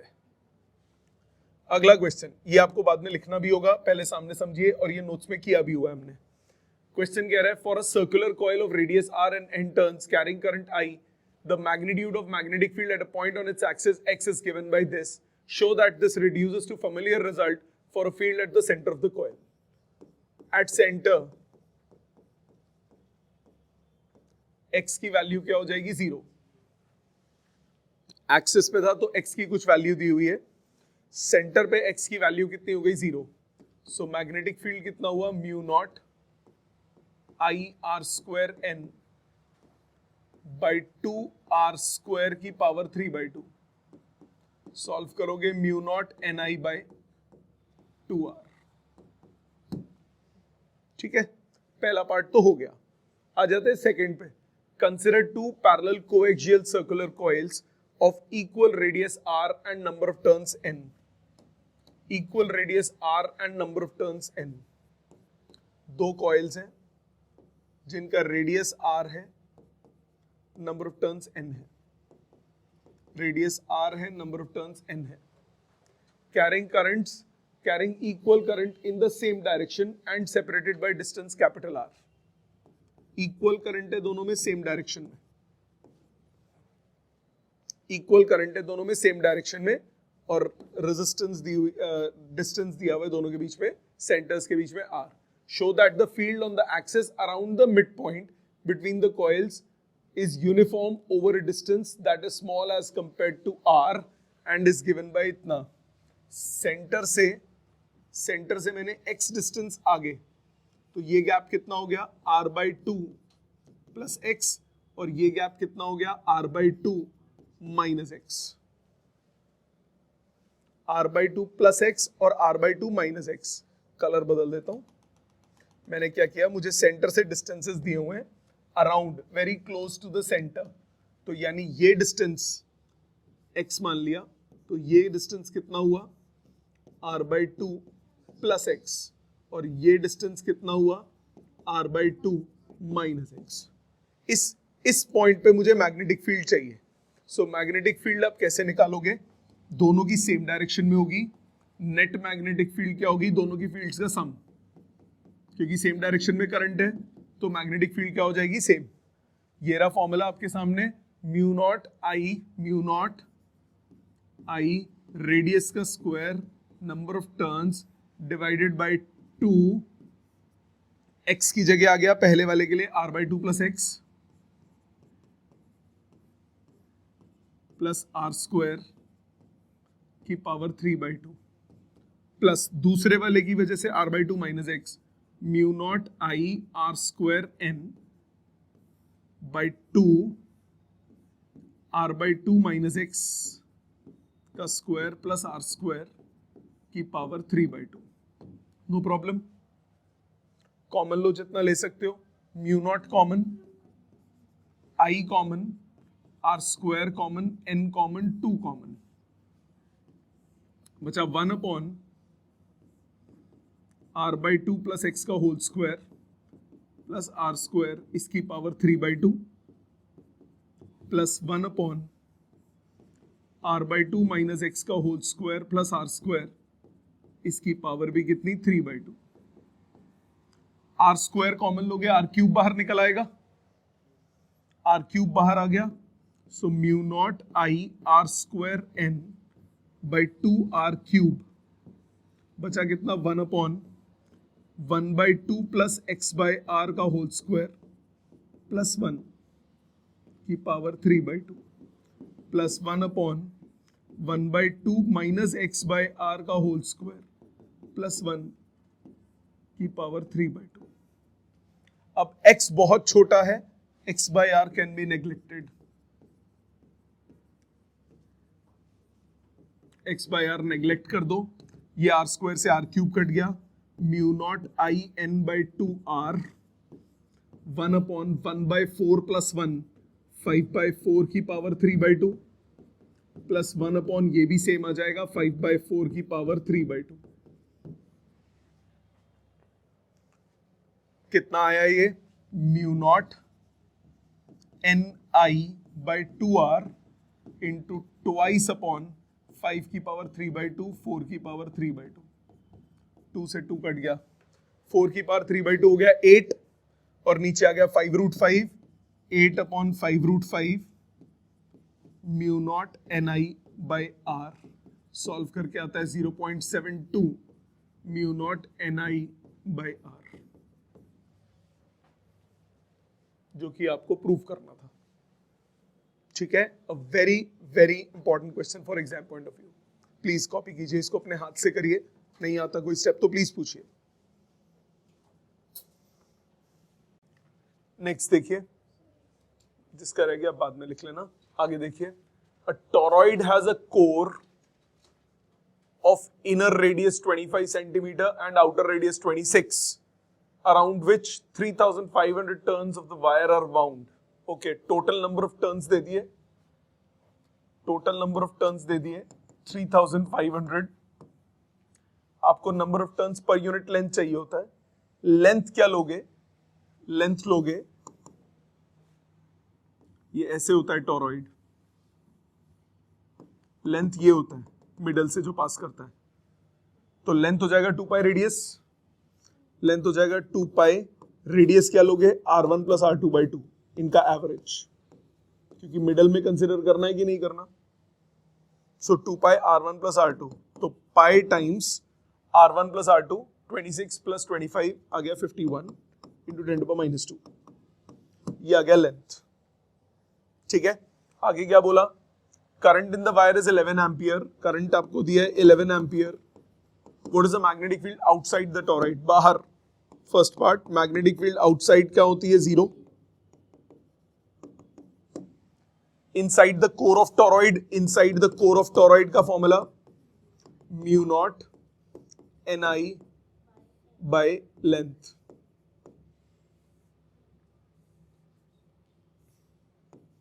सो म्यू नॉट है 4 pi into 10⁻⁷, number of turns है 3500, करंट की value 11 amperes divided by length pi into 51 into 10⁻², Tesla. Calculation हो जाएगी। Third part, in the empty space surrounded by the toroid, अंदर answer होगा 0। याद है, मैग्नेटिक फील्ड टोरॉइड की is only confined with in the core of toroid. magnetic field of toroid is confined within the core of toroid. Outside inside हर जगह 0 होती है, सिर्फ मैग्नेटिक फील्ड कहां होती है? Within the core of toroid. आ जाते हैं 18th पे, magnetic field that varies in magnitude from point to point but has a constant direction is set up in a chamber. A charged particle enters the chamber and travels undeflected along the straight path with constant speed. Constant speed से सीधा चला जाएगा। इसका मतलब force क्या है? 0। Force क्या होता है? QVB sin थीटा, ये क्या दिया हुआ है? 0। QVB sin थीटा, Q0 है नहीं, V0 है नहीं, B0 है नहीं, मतलब sin थीटा कितना होगा? 0। मतलब थीटा क्या होगा? 0 डिग्री या फिर 180 degree. So either the charged particle is moving parallel or anti-parallel to the field. What can you say about the initial velocity? It enters either parallel or anti-parallel to the field. पहला clear. Second part, B part.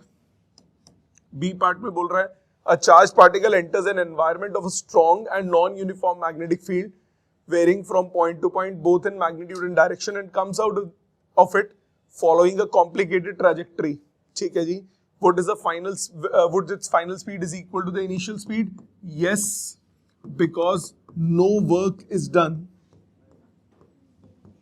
by magnetic field.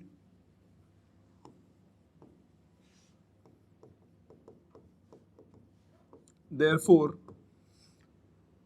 no change in kinetic energy implies same speed. Direction change होगी, magnetic field सिर्फ क्या change करती है? Direction, magnitude को change नहीं कर सकती। ठीक है जी। Next part, C part, an electron travelling west to east enters a chamber having a uniform electrostatic field in north to south direction. ध्यान देना, ये वेस्ट ले लेते हैं, ये ईस्ट ले लेते हैं, नॉर्थ टू साउथ. अगर ये ईस्ट है, ये वेस्ट है, तो नॉर्थ आगे होगा, साउथ पीछे होगा. नॉर्थ टू साउथ मतलब मैग्नेटिक फील्ड हो गई डॉट्स. मानते हो ना? इस प्लेन ऑफ पेपर के हिसाब से ये ईस्ट है, ये वेस्ट है, नॉर्थ सामने हो गया, साउथ पीछे हो गया, तो नॉर्थ टू साउथ तो फील्ड हो गई आउटवर्ड्स. ठीक है. Specify the direction in which the uniform magnetic field, sorry uniform electric field है नॉर्थ टू साउथ. मैग्नेटिक नहीं है, इलेक्ट्रिक फील्ड है north to south. Electric field है नॉर्थ टू साउथ. इलेक्ट्रॉन की बात की है, इलेक्ट्रॉन की बात की है. इलेक्ट्रॉन पे इलेक्ट्रिक फील्ड की वजह से फोर्स कहां लग रही है? नहीं, साउथ टू नॉर्थ. इलेक्ट्रॉन है, इलेक्ट्रॉन है. Specify the direction in which the uniform magnetic field should be set up to prevent the electron from deflecting from its straight line. ध्यान देना, मतलब इलेक्ट्रोस्टैटिक फोर्स की, इलेक्ट्रोस्टैटिक फील्ड की force और magnetic field की फोर्स का सम आपको क्या चाहिए? जीरो. वेक्टर फॉर्म में अगर लिखता हूं तो, क्योंकि डायरेक्शन भी निकालना है ना. इलेक्ट्रोस्टैटिक फील्ड कितना हो गया? Q इंटू ई, और ये क्या हो गया? Q into V cross B. ये क्या चाहिए? जीरो. तो E आपके पास कितना आया? माइनस ई आ गया V क्रॉस बी. मानते हो बेटा? अब चाहे इलेक्ट्रॉन है चाहे प्रोटॉन है, कोई फर्क नहीं पड़ता. अब ध्यान देना, IJK कर रहा हूं. ये एक्स एक्सिस मान ली, मतलब जो चार्ज पार्टिकल की वेलोसिटी है उसको मान लिया वी आई कैप. ठीक है. ये एक्स एक्सिस है, अंदर की तरफ घुसता हुआ वाई एक्सिस हो गया. ये एक्स, ये वाई. एक्स से वाई तक फिंगर्स कर्ल करो, ये जेड आता है. एक्स से वाई तक फिंगर्स कर्ल करो, ये जेड आता है. सो अंदर की तरफ मान लिया वाई एक्सिस. अगर अंदर वाई एक्सिस मान रहा हूं, मैग्नेटिक इलेक्ट्रिक फील्ड का है बाहर की तरफ, तो यानी इलेक्ट्रिक फील्ड का हो गई minus E J cap. Electric field outward थी, वो तो बात क्लियर था ना, नॉर्थ टू साउथ. और ये हमने अंदर की तरफ पॉजिटिव वाई एक्सिस मानी है, तो इलेक्ट्रिक फील्ड का है बाहर की तरफ, तो वो क्या हो गई? नेगेटिव वाई के अलोंग हो गई. इलेक्ट्रिक फील्ड नेगेटिव वाई के अलोंग हो गई, माइनस ई जे कैप. आपको मैग्नेटिक फील्ड चाहिए, सब्स्टिट्यूट करो. Plus E J cap is V I cap cross B. I cross K कितना होता है? Minus J. तो आई क्रॉस माइनस के कितना होगा? Plus J. Therefore, magnetic field is along negative z, मतलब inwards, downwards, perpendicularly downwards.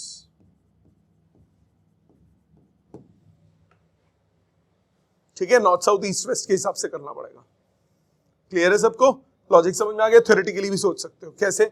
ध्यान दो, ये वेस्ट से ईस्ट की तरफ आ रहा है, इलेक्ट्रॉन की बात कर रहे हैं. इलेक्ट्रॉन कहां डिफ्लेक्ट होगा? अंदर की तरफ डिफ्लेक्ट होगा, इलेक्ट्रिक फील्ड से उल्टी डायरेक्शन में. मैग्नेटिक फील्ड की फोर्स कहां आपको चाहिए? बाहर चाहिए होगी.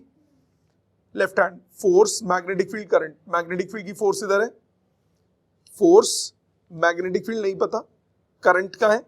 पीछे की तरफ. इलेक्ट्रॉन इधर आ रहा है तो करंट कहां हो गया? पीछे. तो फोर्स कहां हो गई?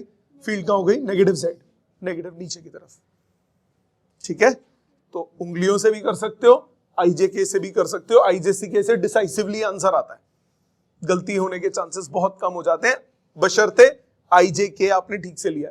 अंधों की तरह नहीं, ये एक्स, ये वाई, ये एक्स, ये वाई, ये जेड. नहीं, ये एक्स है, ये वाई है, तो जेड नीचे होगा. एक्स से वाई की तरफ फिंगर्स को कर्ल करो राइट हैंड की, तो ये थंब आपको जेड एक्सिस देती है. ये ध्यान रखा करो.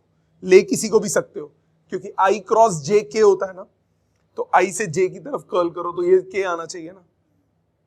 तो इन बातों का ध्यान रखा करो. ठीक है. आ जाते हैं नेक्स्ट क्वेश्चन पे, 19th एंड 20th. 19th पे आ जाओ. An electron emitted by a heated cathode and accelerated through a potential difference of 2 kilovolt enters a region of uniform magnetic field. Determine the trajectory of electron if the field is transverse to its initial velocity. बताओ क्या होगा? Transverse का मतलब क्या होता है? Perpendicular. ठीक है, transverse to its initial velocity मतलब परपेंडिकुलर, परपेंडिकुलर एंटर करेगा तो क्या लेगा, सर्कुलर पाथ। तो फर्स्ट पार्ट में क्या हो गया, it enters perpendicular, therefore it will take circular path, circular path.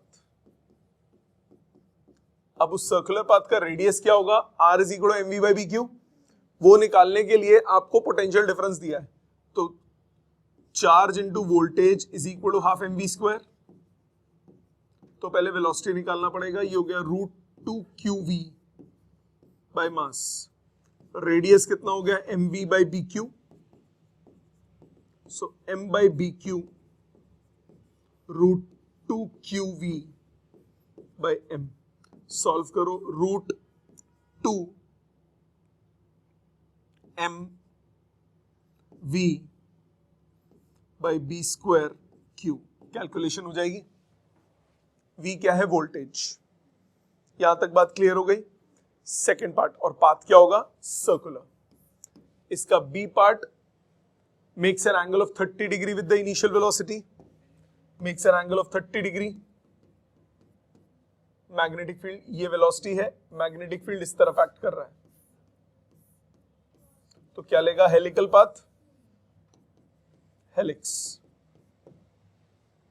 Helix अगर लेगा तो फर्क क्या पड़ जाता है, साइन थीटा यूज होता है, v साइन थीटा यूज होता है। तो रेडियस कितना हो जाएगा, mv sine theta by bq, ये रेडियस हो जाएगा। अब mv बाई bq आप ऑलरेडी निकाल चुके थे, तो आंसर आ जाएगा √2mv, v वोल्टेज है यहां पे, by b square q into sine theta. हो जाएगा कैलकुलेशंस। लॉजिक समझ में आ गया। हेलिकल पाथ में परपेंडिकुलर कंपोनेंट ऑफ वेलोसिटी लेते हो, हॉरिजॉन्टल कंपोनेंट पे कोई इफेक्ट नहीं पड़ता है। आ जाते हैं 20th पे। 20th कह रहा है magnetic field set up in Helmholtz coils describe in exercise 4.16। 4.16 ये वाला, दो कॉइल्स बीच में डिस्टेंस, ठीक है। is uniform in a small region and has a magnitude of 0.75 Tesla in the same region. The uniform electrostatic field is maintained in the direction normal to the common axis of the coils.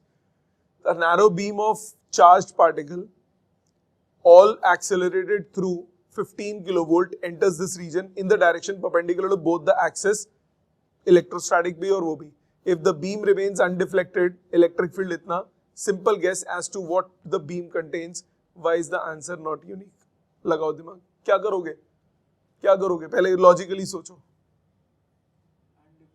Undeflected जा रहा है, इसका मतलब electrostatic force और magnetic force एक दूसरे को क्या करने चाहिए, बैलेंस करने चाहिए। इलेक्ट्रोस्टैटिक फोर्स कितनी हो गई, Q इंटू ई। मैग्नेटिक फील्ड कितनी हो गई, मैग्नेटिक फील्ड की फोर्स कितनी हो गई, QVB। यही होता है, यही होता है। अब आपको बोला क्या, मैग्नेटिक फील्ड दिए 0.75 टेस्ला, 0.75 टेस्ला। इलेक्ट्रिक फील्ड आपको दिया हुआ है, वेलोसिटी आपको कैसे निकालना पड़ेगा, पोटेंशियल डिफरेंस से। 15 किलोवोल्ट से एक्सेलरेट किया ना, 15 किलोवोल्ट से एक्सेलरेट किया, तो charge into voltage is equal to half mv square. पहले एक्सप्रेशंस निकालता हूं, फिर उसके बाद देखते हैं। क्यू काट दो, E कितना हुआ, √2qv by m into B, मानते हो? तो स्क्वायरिंग करो, E square is equal to 2q by m into v into B. तो चार्ज टू मास रेशियो निकाल लो, E square upon 2vb square. Charge to mass ratio आ जाएगा, इससे पता लग जाएगा कौन से पार्टिकल्स हैं, क्योंकि charge to mass ratio is unique for every particle. Electron हो, प्रोटॉन हो, न्यूट्रॉन हो, सबके, न्यूट्रॉन का तो चार्ज नहीं होता। So charge to mass ratio, charge to mass ratio is unique for each particle.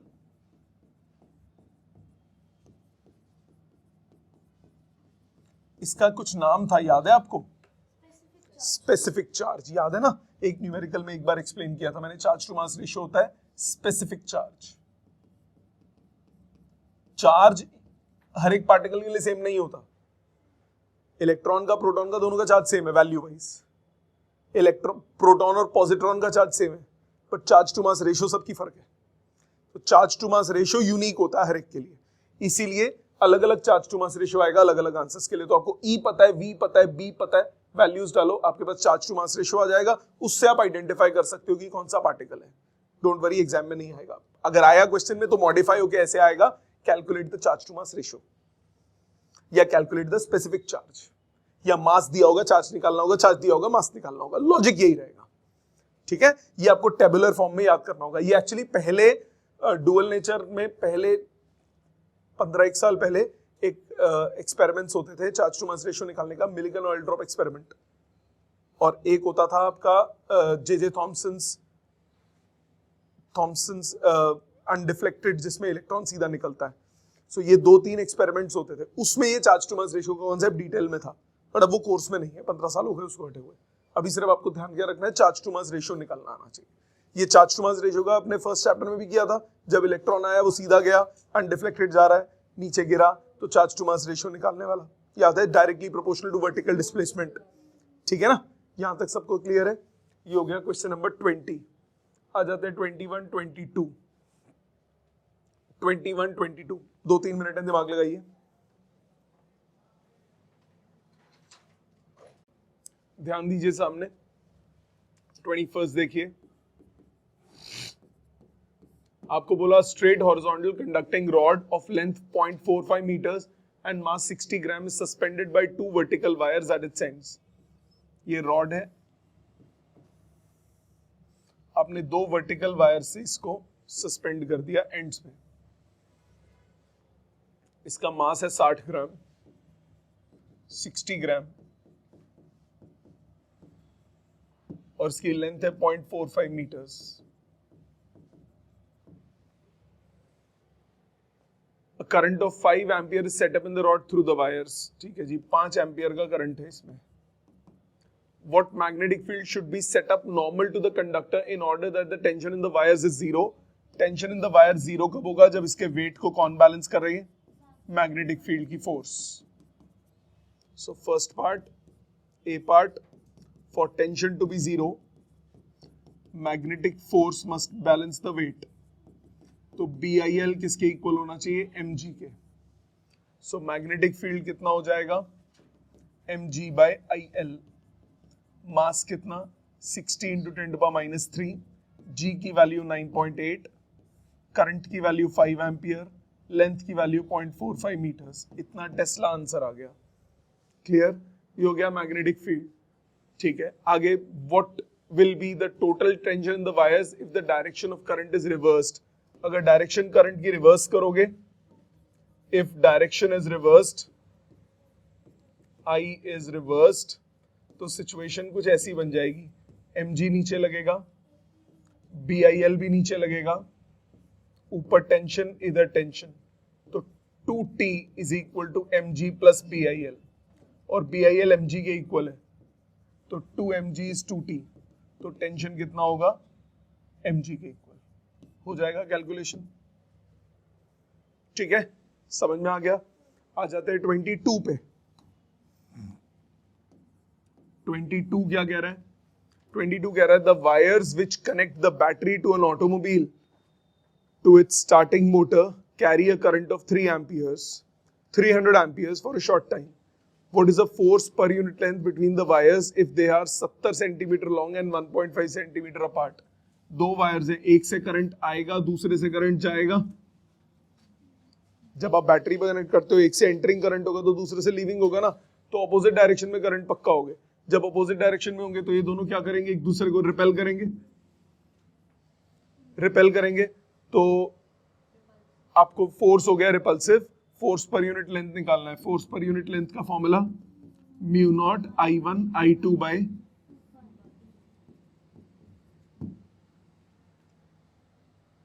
2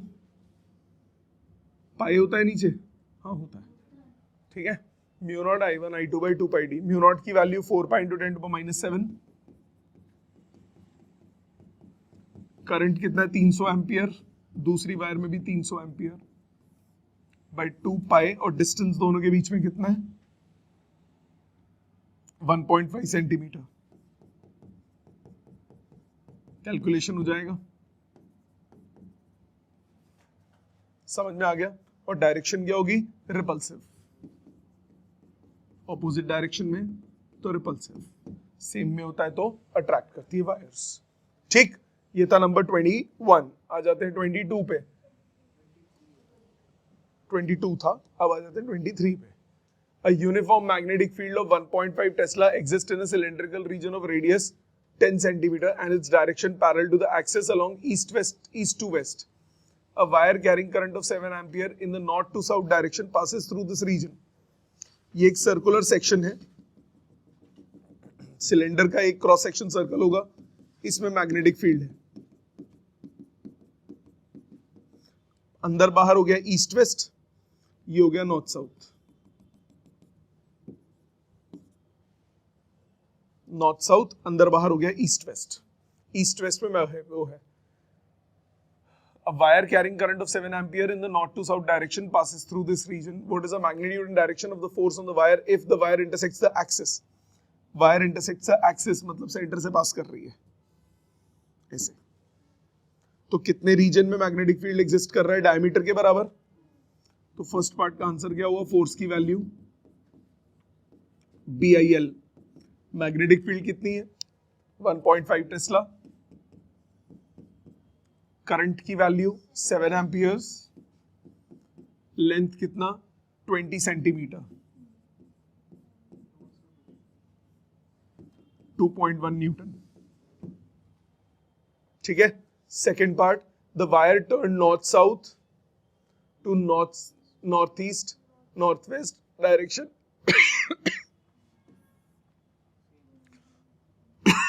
length अभी भी सेम रहेगा, same answer 2.1 ampere, 2.1 newton sorry. Third part, the wire in the north south direction is lowered from the axis by distance of 6 centimetre. ये axis थी, अब अपने wire को 6 centimetre नीचे कर दिया, 6 सेंटीमीटर नीचे कर दिया। ये कितना है 10 सेंटीमीटर, तो ये कितना हो गया 8 सेंटीमीटर, ये भी कितना है 8 सेंटीमीटर। सो अब फोर्स BIL जो यूज होगा उसमें L कितना हो जाएगा 16। सो मैग्नेटिक फील्ड है 1.5 टेस्ला, करंट की वैल्यू 7 एम्पियर और लेंथ हो जाएगा 16 सेंटीमीटर। हो जाएगा कैलकुलेट। ठीक है, आ जाते हैं अगले पे 24th। A uniform magnetic field of 3000 Gauss, 3000 Gauss मतलब 0.3 Tesla, 0.3 Tesla is established along the positive Z direction। ठीक है जी, मैग्नेटिक फील्ड पॉजिटिव Z पे दे दिया। A rectangular loop of sides 10 and 5, ये है ऐसे लूप्स दिए हुए हैं, carries a current of 12 ampere.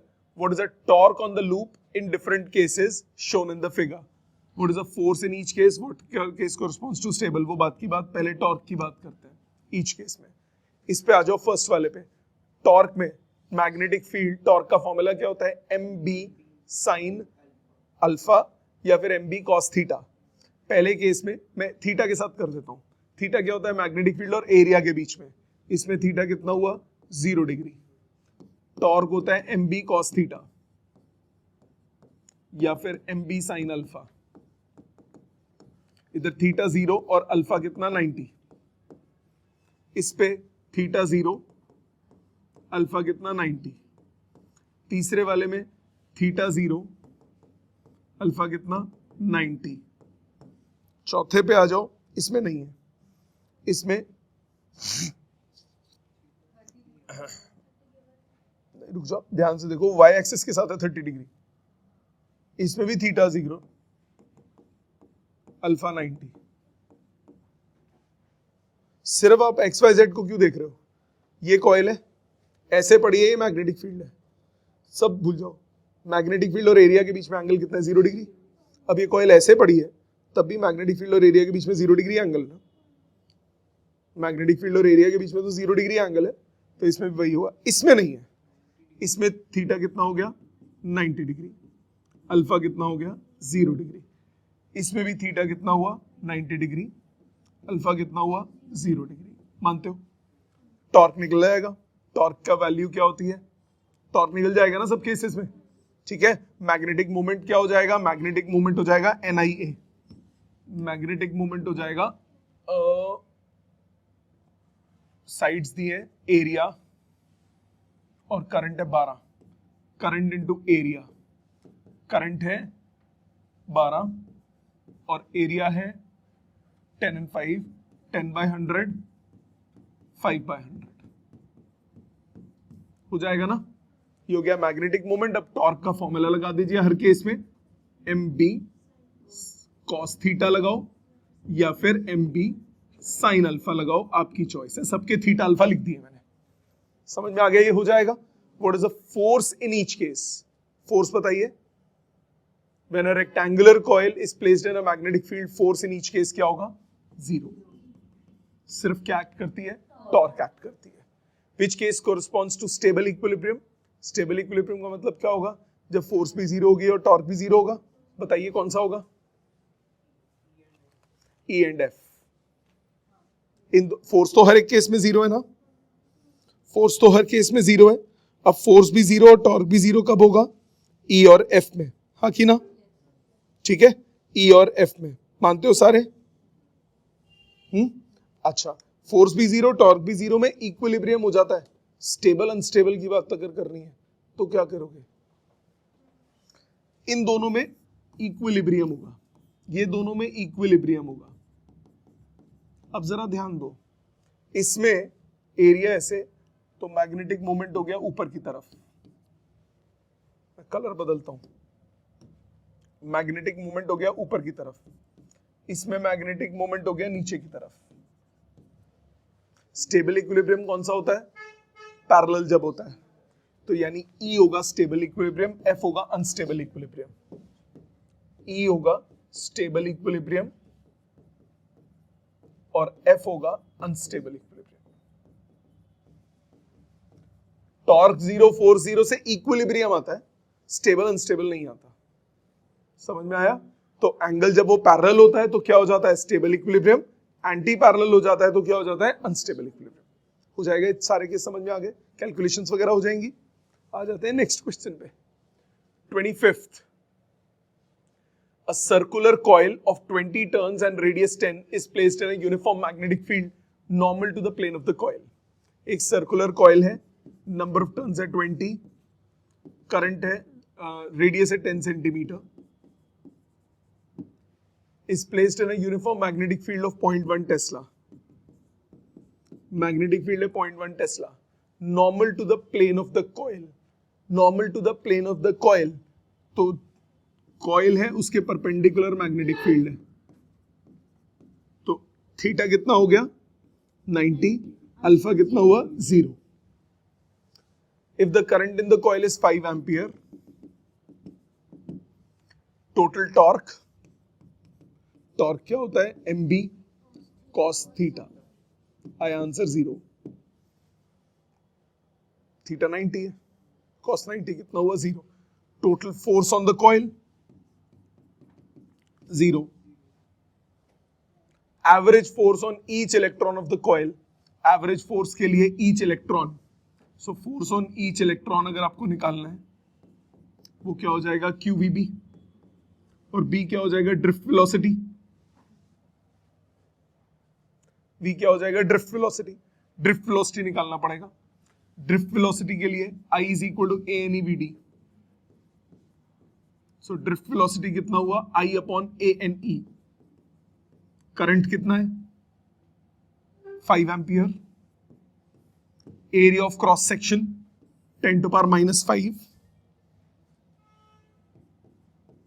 Number of turns per unit volume 10 to power 29, और E की वैल्यू 1.6 into 10 to power -19। ये हो गया I, ये हो गया VD। VD कैलकुलेट हो जाएगा, सब्सटीट्यूट करो, फोर्स की वैल्यू हो जाएगी। चार्ज की value 1.6 into 10 to power -19, 5 upon, calculate मत करना, ये कट रहा है, 10 to power -5 into 10 to power 29 into 1.6 into 10 to power -19 into F is equal to QVB। Magnetic field कितना है 0.1। ये पूरा पूरा कट गया, छोटी सी कैलकुलेशन बची बेटे। नेट फोर्स 0 होती है हमेशा मैग्नेटिक फील्ड में, कॉइल पे।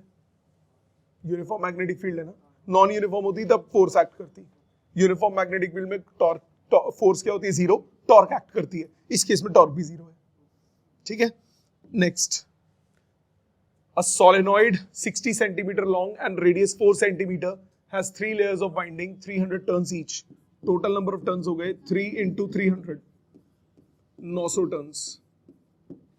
A 2 centimeter long wire and mass इतना ग्राम inside the solenoid near its center, normal to the axis. अंदर की तरफ रख दी, इसका वेट नीचे लगेगा। m कितना है 2.5 ग्राम, 2.5 ग्राम, 2.5 into 10 to the power -3, g की वैल्यू 9.8। ये इसका वेट नीचे की तरफ लगेगा। Inside the solenoid, normal to the axis. Both the wire and the axis of the solenoid are in the horizontal plane. The wire is connected through 2 leads parallel to the axis of the solenoid to an external battery which supplies a current of 6 ampere in the wire. इस wire में current है 6 ampere. तो यानी जो magnetic field की force होगी वो इसको बैलेंस करेगी, तो ये हवा में लटक सकती है। मैग्नेटिक फील्ड की फोर्स क्या हो गई, BIL इक्वल टू mg। अच्छा, I की वैल्यू दी हुई है, आपको क्या निकालना है, what is the value of current in the windings of the solenoid. तो मैग्नेटिक फील्ड तो सोलेनॉइड की है, इसका करंट निकालना है।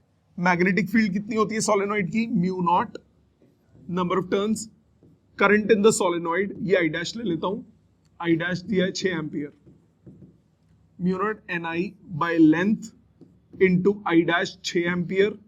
लेंथ वायर की कितनी है, लेंथ वायर की कितनी है 2 centimetre, is equal to mg। Length नहीं घटी है, ये सोलेनॉइड की लेंथ है, ये क्रेडेंशियल सोलेनॉइड के हैं, ये क्रेडेंशियल्स वायर के, ठीक है। सो I की वैल्यू निकालनी है, म्यू नॉट की value 4 pi into 10 to the power -7, number of turns 900। I आपको कैलकुलेट करना है। सोलेनॉइड की लेंथ है 60 centimetre, 0.6 metres into 6 into 2/100 is equal to 2.5 into 10 to the power -3 into 9.8। Calculation हो जाएगी, I निकल जाएगा। लॉजिक समझ में आ गया। जो मैग्नेटिक फील्ड है वो सोलेनॉइड की है, तो म्यू नॉट NI में जितना डाटा यूज होगा वो किसका यूज होगा, सोलेनॉइड का, ठीक। नेक्स्ट 27, 28, ये लास्ट 2 क्वेश्चंस हैं, आसान से एकदम। 27th कह रहा है galvanometer coil has a resistance of 12 ohms, G दे दिया 12 ohms, and the meter shows full scale deflection for a current of 3 milliampere, IG दे दिया 3 milliampere. How will you convert it into voltmeter of range 0 to 18 volt? V की value 18 volt, तो R लगाओगे V upon IG minus G, याद है V कितना है 18, IG कितना 3 milli ampere और G की वैल्यू 12, so कितना आया 6000 minus 12, 5988 ohms must be connected in series, ठीक है, समझ में आ गया। आ जाते हैं लास्ट क्वेश्चन पे। A galvanometer coil has a resistance of 15 ohms, तो G की value they the 15 ohms, and the meter shows full scale deflection for a current of 4 milliampere, IG दे दिया 4 milliampere. How will you convert the meter into an ammeter of range 6 ampere? तो I की value 6 ampere, S का formula IG upon I minus IG into G। IG कितना दिया है 4 मिली ampere, नीचे 6 minus 4 into 10 to the power -3 into G 15, approximate answer 4 into 10 to the power -3 divided by 6 into 15, 15 चौके 60, कितना आया 10 to the power -2 ohms, must be connected in parallel, ठीक है। हाँ जी, 6 minus 4 into 10 to the power -3, तो 4 into 10⁻³ neglect कर दिया ना, वो कितना है 0.004, उसको नेग्लेक्ट कर दूंगा ना 6 के कंपैरिजन में, ठीक है। सो आपका काम क्या है, पार्डन में गला थोड़ा डाउन है, आपका काम क्या है, आपको जितने मैंने क्वेश्चंस कराए इनमें जो आपको डिफिकल्ट लगे थे, जो आपने एक बारी में आपसे नहीं हुए, वो प्लीज रिपीट जरूर कीजिए अपने हाथ से, ठीक है। Thank you very much.